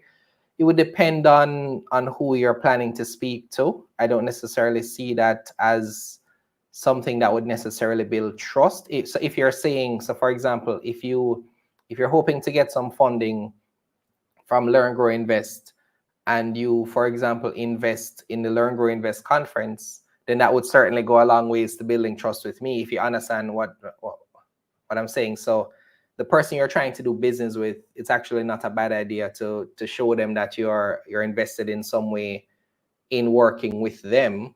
But I don't necessarily mean that if you have a portfolio otherwise, in a general sense, if that will necessarily help.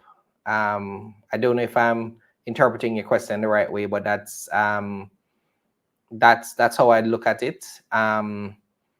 It's all about relationships. So if you have Jamaican business partners, look and see what they are invested in, and try to see if you can get access to their network in some way. And if you show that you're invested in something within their network, that usually helps to bridge the gap. It's easier to have conversations and so on. But if you can't get that information, just don't be afraid to reach out.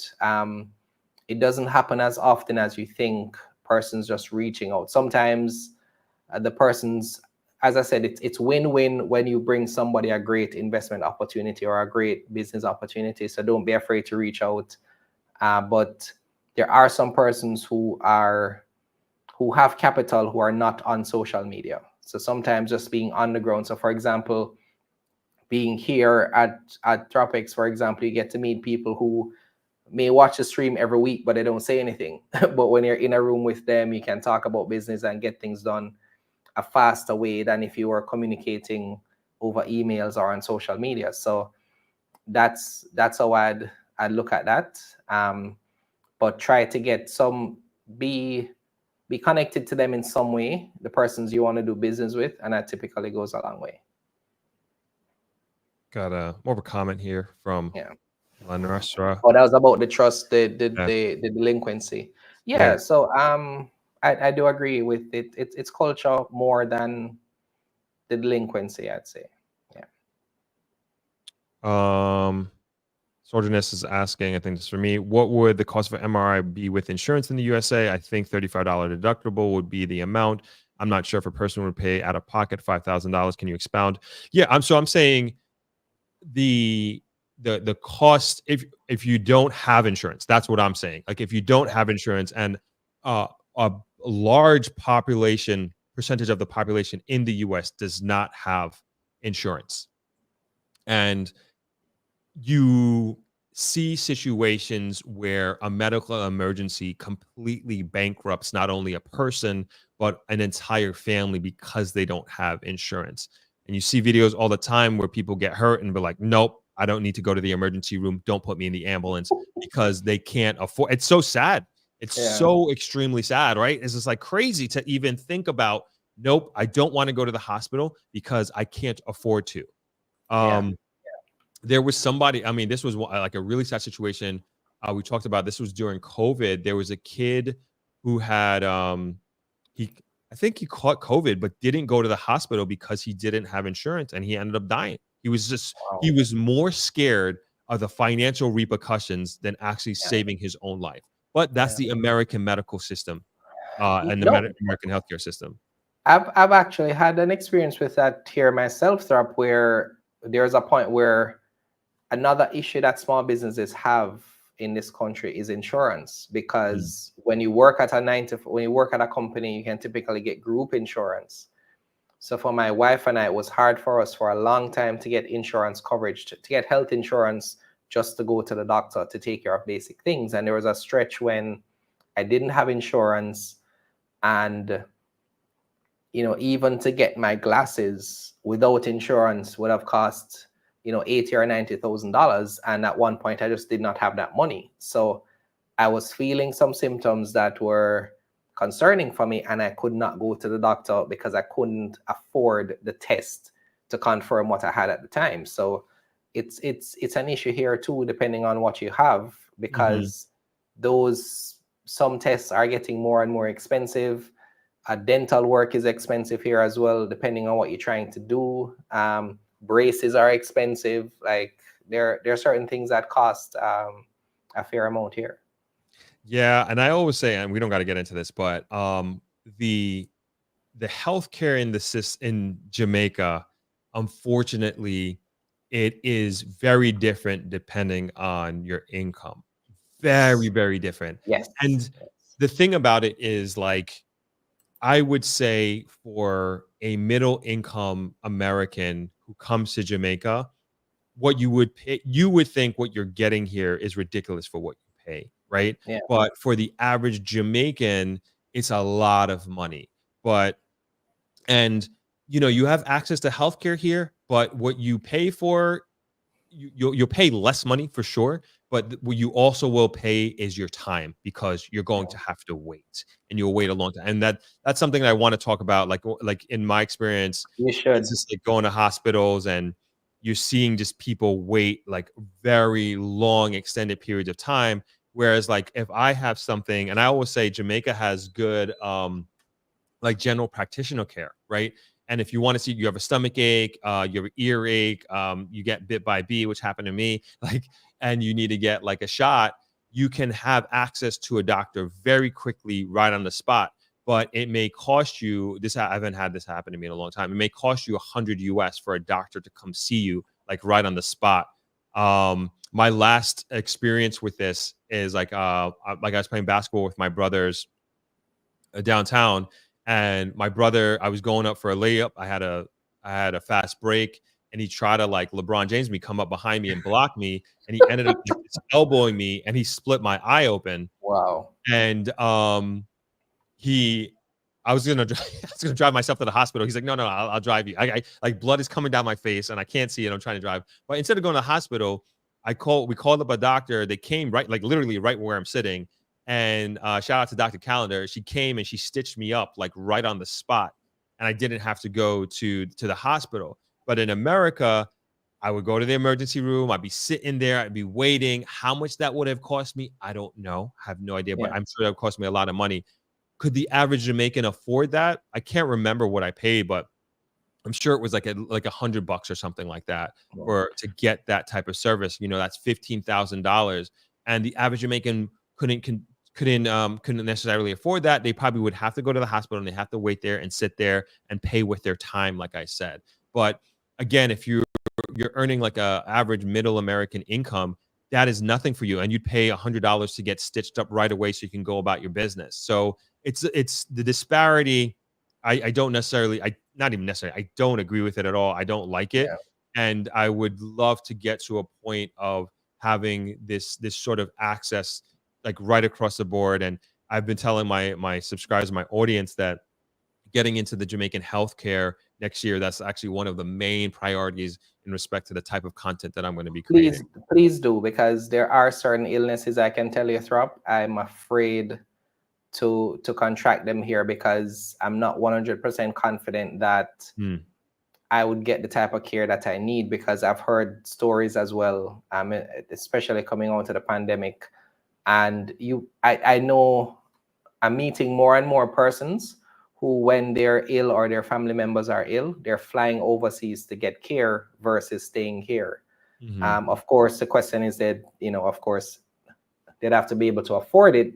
But there are certain things that I would just say we're not fit to accommodate in terms of, healthcare issue. And there was a video going viral on Instagram the other day. It was released by TVJ about a doctor who came here to donate surgeries, right? Mhm. And he was just not happy with the state of the operating room. So I think they came to donate 15 surgeries, but they could only do 6 or 7 because the room was just not in a state where they could facilitate what they needed to do. So it is a scary thought, honestly, because you don't know what will happen to you one day. And if I didn't really realize there were so many private hospitals in Jamaica, or private practices in Jamaica. If you go to those practices as the average Jamaican, because maybe you can't get through somewhere else, be prepared to spend a lot of money to get care, because sometimes they're not going to take insurance. Sometimes a test that you'd pay $100 for somewhere would cost maybe $500 at that private hospital, because they are, again, facilitating a different net worth of clients. Really, they're never going to turn you back, but when you get that bill, it may be a pretty penny for you. And I saw that video with the doctor, and I could tell he was being very careful with how he his words. He was being nice in his words. And honestly, I reading through the lines, it was complete slackness. That's what he was talking. Complete and utter slackness. There was no excuse for anything that he said. Yeah. And it was more so saying, like, they knew they were coming. They knew he was coming, and they knew he's going to be doing this stuff. And they couldn't get the air conditioning ready. Yeah. Slackness, Such a simple pure thing. slackness. That's ridiculous. That is stupid. That just speaks to the lack of seriousness that those people in that facility had. Yeah. Plain and simple. There's no excuse for that. And completely embarrassing. I could tell he was just holding back his anger and saying what he really wanted to say. And that is just ineptitude. It's completely inept. To me, that has nothing to do with resources or getting money or anything like that. Yeah. Anything like that. You can't tell me you can't find an air conditioning for these. I don't know what kind of surgeries they are, but I'm either life-saving or life-improving surgeries that they're about to do. Yeah, even get a portable AC or something. Yeah, come on, borrow one. That's crazy. Yeah. And they knew, and it was like months and months and months and slackness. That's what it comes down to. I mean, it's a very interesting thing, because one of the reasons why persons sometimes don't trust the government, unfortunately, is that some of these issues, for example, seem very selective in how they're dealt with. And it's an unfortunate thing, of course. That's another topic for another time. But you look around, for example, right now we've been having a lot of rains throughout, so there's a lot of road work that's going to be needed. There's a lot of things that are, like, drainage is always an issue. There are many things that we can probably talk about this for days. Just a number of things that need to be taken care of. But that was an interesting thing to see, and I do hope that persons don't suffer as a result. Because imagine an investor looking at that. Maybe they were in talks with the same facility to do funding, and now they're probably like, I'm not going to touch it because maybe you're not going to steward what I'm going to give you very well. So, yeah. Let's hop into. I want to hop back to your conference a little bit, Jermaine. We're over the hour mark at this point. Can you give us some highlights of some speakers that are going to be there? Yeah. So first up, I'll talk about myself. So I'm going to be talking about a topic: managing your money as an entrepreneur. And so we have a founders group, a group of 30 entrepreneurs that we started, because we really, coming out of last year's conference, we saw where we really got so much value being in the room for those 2 days that we wanted to kind of continue the conversation. So I took a subset, invited some entrepreneurs, we joined in a group, and I was asking them, how many of you pay yourself consistently each month? And the results were very interesting, to say the least, because as you do what you do throughout, maybe you don't even think about paying yourself. Once you can cover certain expenses, you don't think about taking a salary, because you want to leave as much capital in the business as you can. But that comes at a great disadvantage, because when you're at the point now where you want to start a family, where you want to buy a home, you don't have any savings or investments because you're not getting a salary.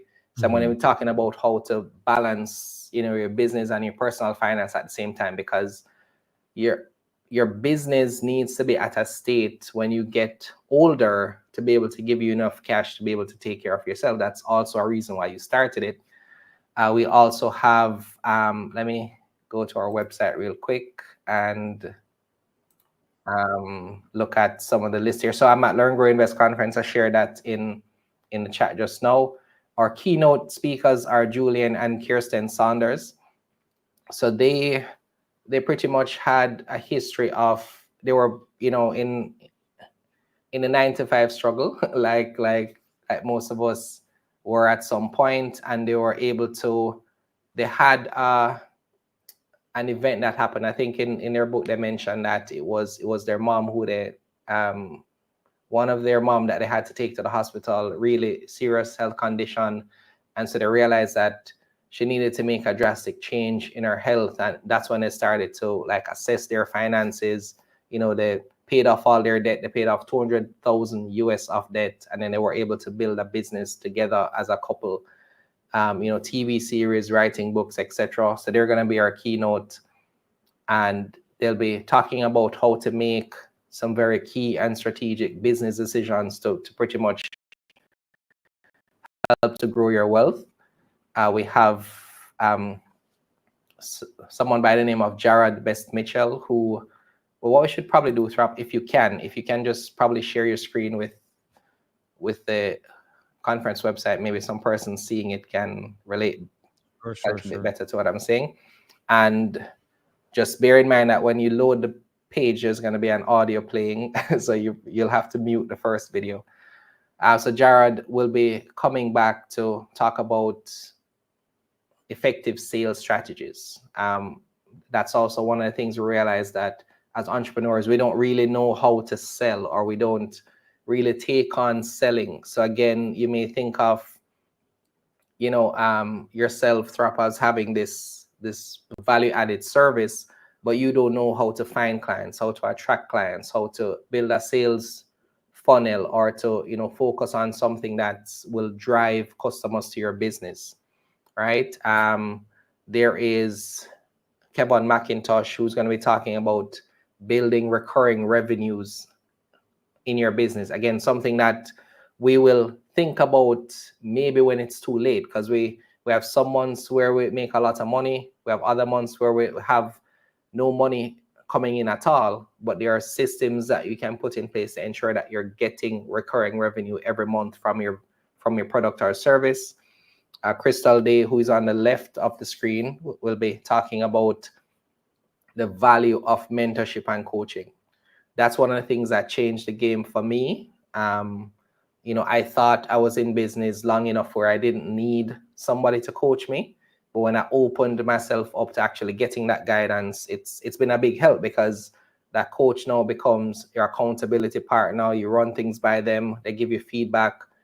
And Shawana K to the right is going to be talking about how we can, as entrepreneurs, protect our assets, right? Because we really don't always know the best way to structure a company so that we protect our personal assets, right? So if you think about it, that's just not something we think about. And if you go back up, well, we have some more speakers to load for sure. This is not everybody. And we'll also be talking about how to overcome hardship as entrepreneurs, how to be the best leader that you can be for your team, for your employees. And it's just going to be really topics that we think can take you to that next step. So what we want to do, and if you've ever watched any of our videos, we're not the type of conference where you come, we give you some inspirational quotes, some kind of cliche stuff, and then you go home feeling good for one day, but you really was able to add nothing to your business. That's not what we do. We ask all our speakers to give you things that you can implement the very next day, right? And I was actually watching over some of the clips from last year's conference. I was like, this is solid content. So we've been doing clips on YouTube from our previous year's conference, and there's so much value in those videos that we really could even probably do a replay of the conference and it would still do great. So for persons who have VIP tickets, you'll get access to the previous year's conference videos. If you want to buy the previous conferences, you can actually scroll down to the bottom of the page. You can buy a bundle. Yeah, right above that section, you'll see the Grow Your Wealth bundle for 2022, 2023. You can purchase that. If you have a business that has a booth that you want to come and display your products and services, you can get that as well. We are still open to sponsors. We don't have any more speaking slots. Sometimes persons will reach out saying that they want to speak. We don't have any more speaking slots. We actually got 30 submissions for speakers. We only had 12 slots, so we had to unfortunately make some cuts there. But it's based on based on the value that we're giving you. I say to persons that the price of the ticket is what you'd pay for any one of those sessions, honestly, right? Because if you think about the value to your business, if you learn, for example, to streamline your revenue, that's worth more than $350 to you as an entrepreneur, right? If you can overcome those months where you're not getting in any income, what is that worth to you really, right? So we think that it's going to be a great conference, and one that you can use it to just take actionable steps in your business going forward. Great stuff. Great stuff. So everybody can check this out at learngrowinvestconference.com. You can learn a little bit more about the speakers and see which ticket pricing level works best for you. So those prices are flash sale, as I mentioned. What I could do is if the sale closes and you message me and say that you saw me on Throp's channel, I may be able to give you a discount, because the prices go back to normal prices tomorrow. Right. So if you're trying to get these prices, best to do it today. But somebody may watch the replay on like Wednesday or Thursday. Just DM me and say that you saw me on Throp, and I'll send you a link to get you a good price on the tickets. Awesome. Thank you for that. I appreciate you giving that to my community here. Well, I mean, hopefully 1 year, Throp, you and I have spoken about this before. Hopefully we can get Throp on the stage 1 year. Oh man, yeah, I would love to. I would love to. It's just the timing. At some point, we'll make that happen. Yep. All right, Jermaine, thank you so much for taking the time today on this Sunday. I want to wish you the best of luck on your upcoming conference. I know it's going to go very, very well. Can't wait to hear all about it. Yeah, and same for you. All the best with ThropX. I will say congrats on 50K subscribers as well. I really do enjoy your streams every Sunday. I listen to them while we're going to the supermarket or just driving and stuff like that. So I don't always say it in the chat, but I'm listening most weekends, and the things that you talk about, nobody else talks about them. And I really do hope that your platform gets big enough where persons who are able to make decisions and change some of the things that you're talking about will see it and understand that it's important to a lot of people. And for your community, I've never seen any like Discord or anything negative in your comments. Everybody here is a family, right? So I really appreciate that. And great job. Thank you very much, Jermaine. And I will talk to you soon. All right, take care. Take care. Bye-bye.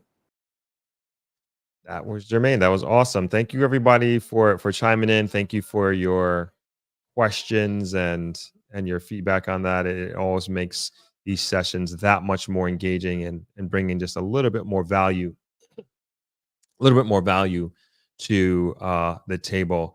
I'm going to take a quick bathroom break, and I will be right back.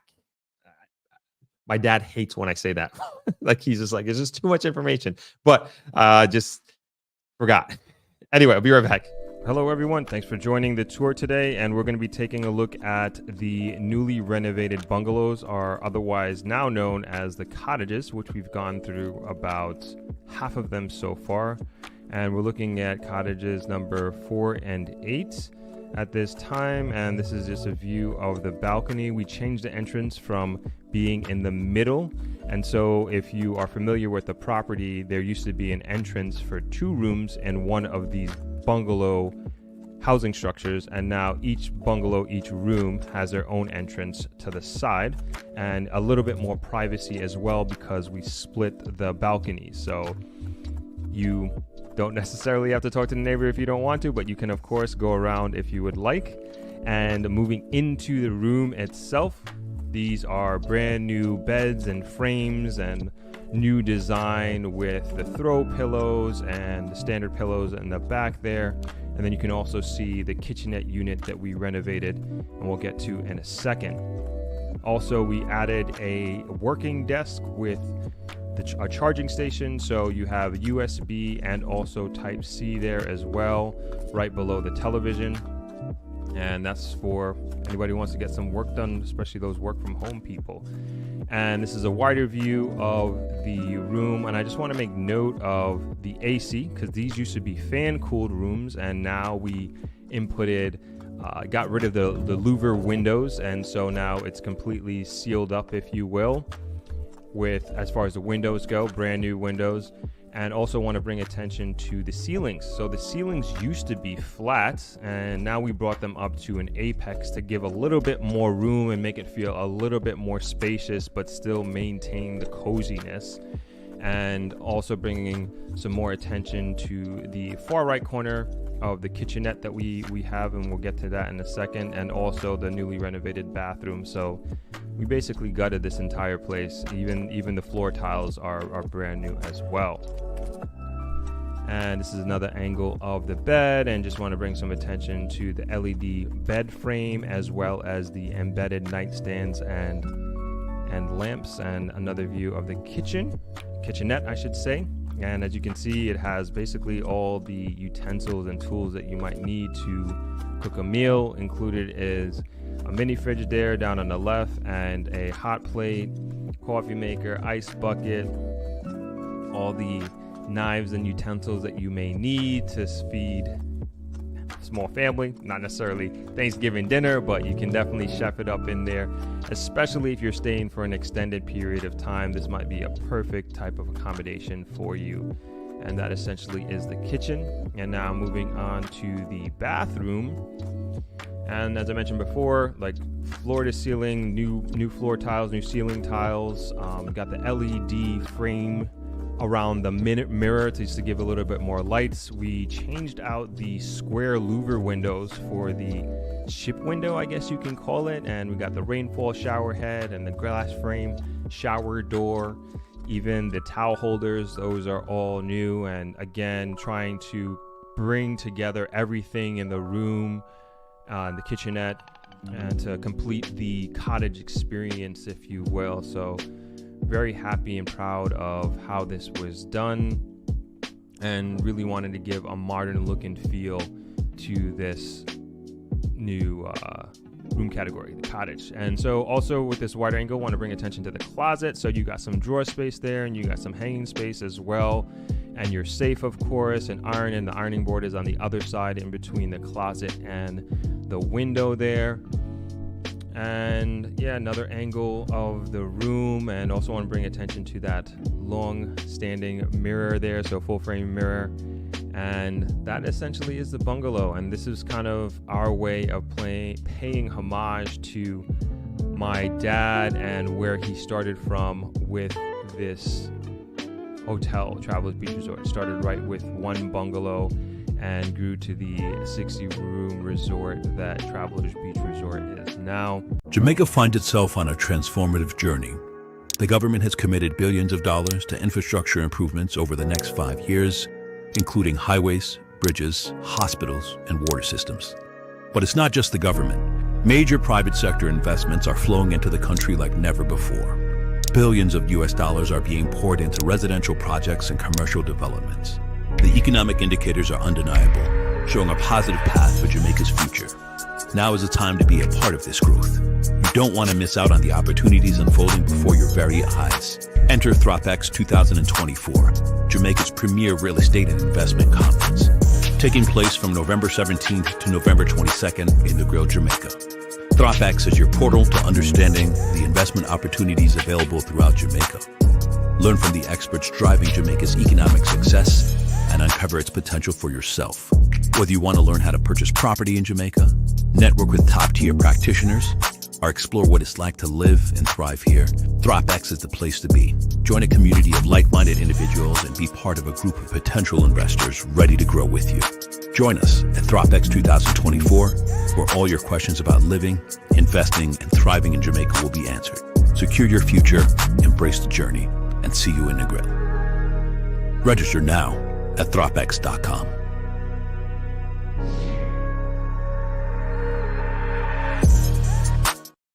My name is Daniel Grizzle.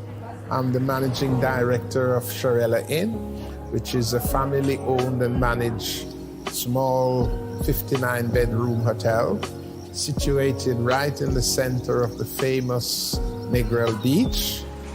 And I would like very much to invite you all to come and experience what life is like here in Shirella Inn, to be part of our extended family.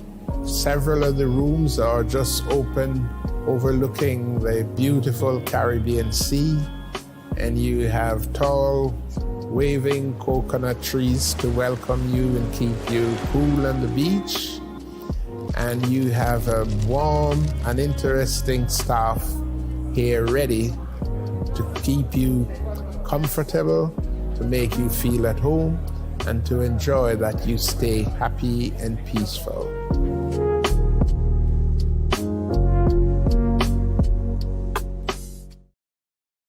All right, we are back. And where are we? Are still talking about the airport? No, we're moving on. We're moving on. Thank you again to Jermaine for hopping on. Great conversation, great information, as people are saying in the comments here. And definitely check out his conference, his website. I think it's super, super high value information, super, super high value opportunity as well.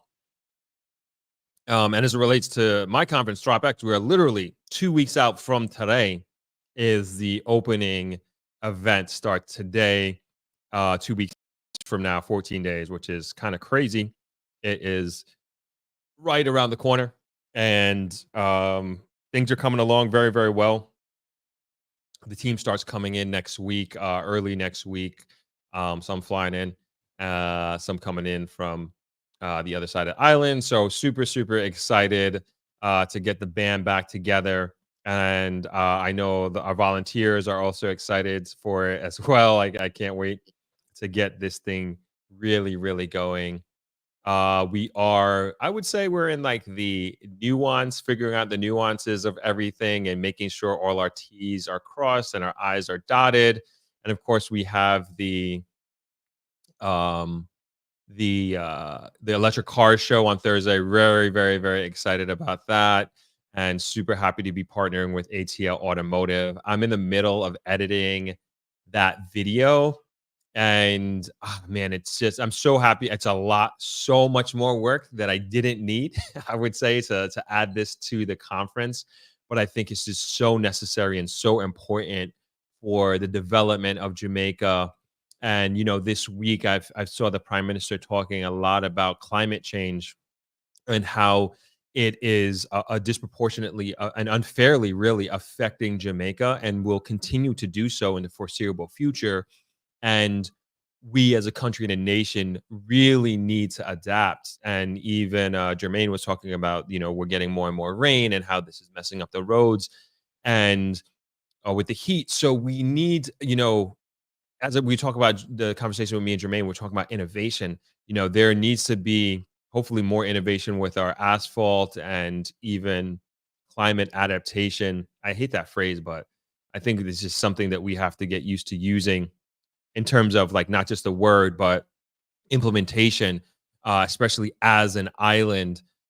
So with carbon emissions, it's like the same, it's kind of along the same lines. We have to do our part. And going through this video in terms of the editing process and just continuing to relearn what I've already learned, because you just kind of have to watch over and over and over, like the same conversations that I've had with the ATL automotive professionals. And it just made me realize, like, I really want to see a Jamaica in the near future, sooner rather than later, where electric vehicles become more the norm than anything else. And I don't think it has to be this thing or the situation where we have to wait for the US to be the leaders in that sort of thing, or any other country for that matter. I think we can be the leaders if we choose to be, that we are known for this, that we become this island nation where we have more electric vehicles than we have gas vehicles, and we have petrol vehicles in the future. And it's just like the airport or the highway, this is not going to happen overnight by any means, but it does take to me, how these things start, it takes a small group of people who like, hey, realize that this is needed. This is going to protect us. This is going to preserve us. This is going to preserve our environment and make it happen and really help push and roll it out. And so anyway, the electric car show, I think it's going to be hopefully going to be a great education for a lot of people who may not have had access to or the opportunity to have access to this information. And it's a free community event. This is taking place on November 7th, November 21st, Thursday, November 21st, here at Travelers or across the street from Travelers. And you're going to get to see some of the most awesome, fantastic, dopest cars on the island. We're talking Porsche, Audi, BMW, Mini, Kia, and BYD, and I'm very, very, when BYD came to Jamaica, and for those who don't know, BYD stands for Build Your Dreams. This is a Chinese electric automotive company, and they are rivaling Tesla in the biggest ways. And even Elon Musk said that they cannot keep up with BYD. They just simply can't. And they are outpacing them, and they are seemingly going to be the world leader in electric motor vehicles. And they're here in Jamaica, and they're not in the US. And so if you're a US citizen and you're are going to be in the Negril area, you're coming to ThropX, I think this is like so exciting for you to sit and see these vehicles, especially if you've already had any sort of experience where there's a passenger or driver with Tesla, and you'll be able to have a direct comparison. And a lot of America doesn't really, if you're living in America, you don't have the opportunity to do that because BYD is not in America, and I don't think it's going to be there for a very, very long time. So I think it's cool that they're here in Jamaica and in the Caribbean. So also want to remind everybody, if you can't make it in person, virtual tickets are available at thropx.com. You can check it out at your convenience. If you want to also join the newsletter, I think that's a good idea to keep up with what's going on. You can go to thropx.com and sign up for the newsletter as well. And we have one going out later this week to just giving everybody a few updates on what's happening. I think we are going to leave it there. I have so much more to say on this whole airport situation. I don't think this is going to be the last time that we're going to be speaking about it. We didn't even get into the political side of it, which, like I said before, I try not to bring politics into this, but I really, really, really do dislike the fact that this is being used as a political tool, because it shouldn't. But I get, this politics, politicians are going to do their job. That's what they're supposed to do. But at the end of the day, it's just such a phenomenal idea, phenomenal idea. And I think it's going to really change the lives of a lot of people at the Negril International Airport, or whatever it's going to be called. That's what I'm calling it. So exciting news. Thank you all for joining today. We're going to talk more about, more on this airport for sure. I don't think this is the last time it's going to come up. I'm sure with these Facebook comments, I wish we had more time to talk more about them, because I was actually going to start bringing them up and calling people out, like, nah, that's not cool. We don't want anybody to be bullied. I don't want anybody to feel like I'm bullying them at all. But it's just one of those things that are like just super, super interesting. Again, hearing these comments from these particular people. Anyway, I'm going to go ahead and call it right there. This was an awesome stream. We will be back. Oh, no, I don't think we're streaming next Sunday. No, we're not streaming next Sunday. But you know what? We'll make sure we stream on Friday. So I will see you on Friday. We will do maybe we won't just be a ThropX stream. We'll do a combination. But we'll come back on Friday. I want to wish you all a great rest of your Sunday and a great week ahead. Thank you all so much for joining the stream today. Thank you to Jermaine and the Grow, Learn, Invest family. Appreciate you coming on. And I will see you later this week. Everybody, enjoy the rest of your Sunday. Peace.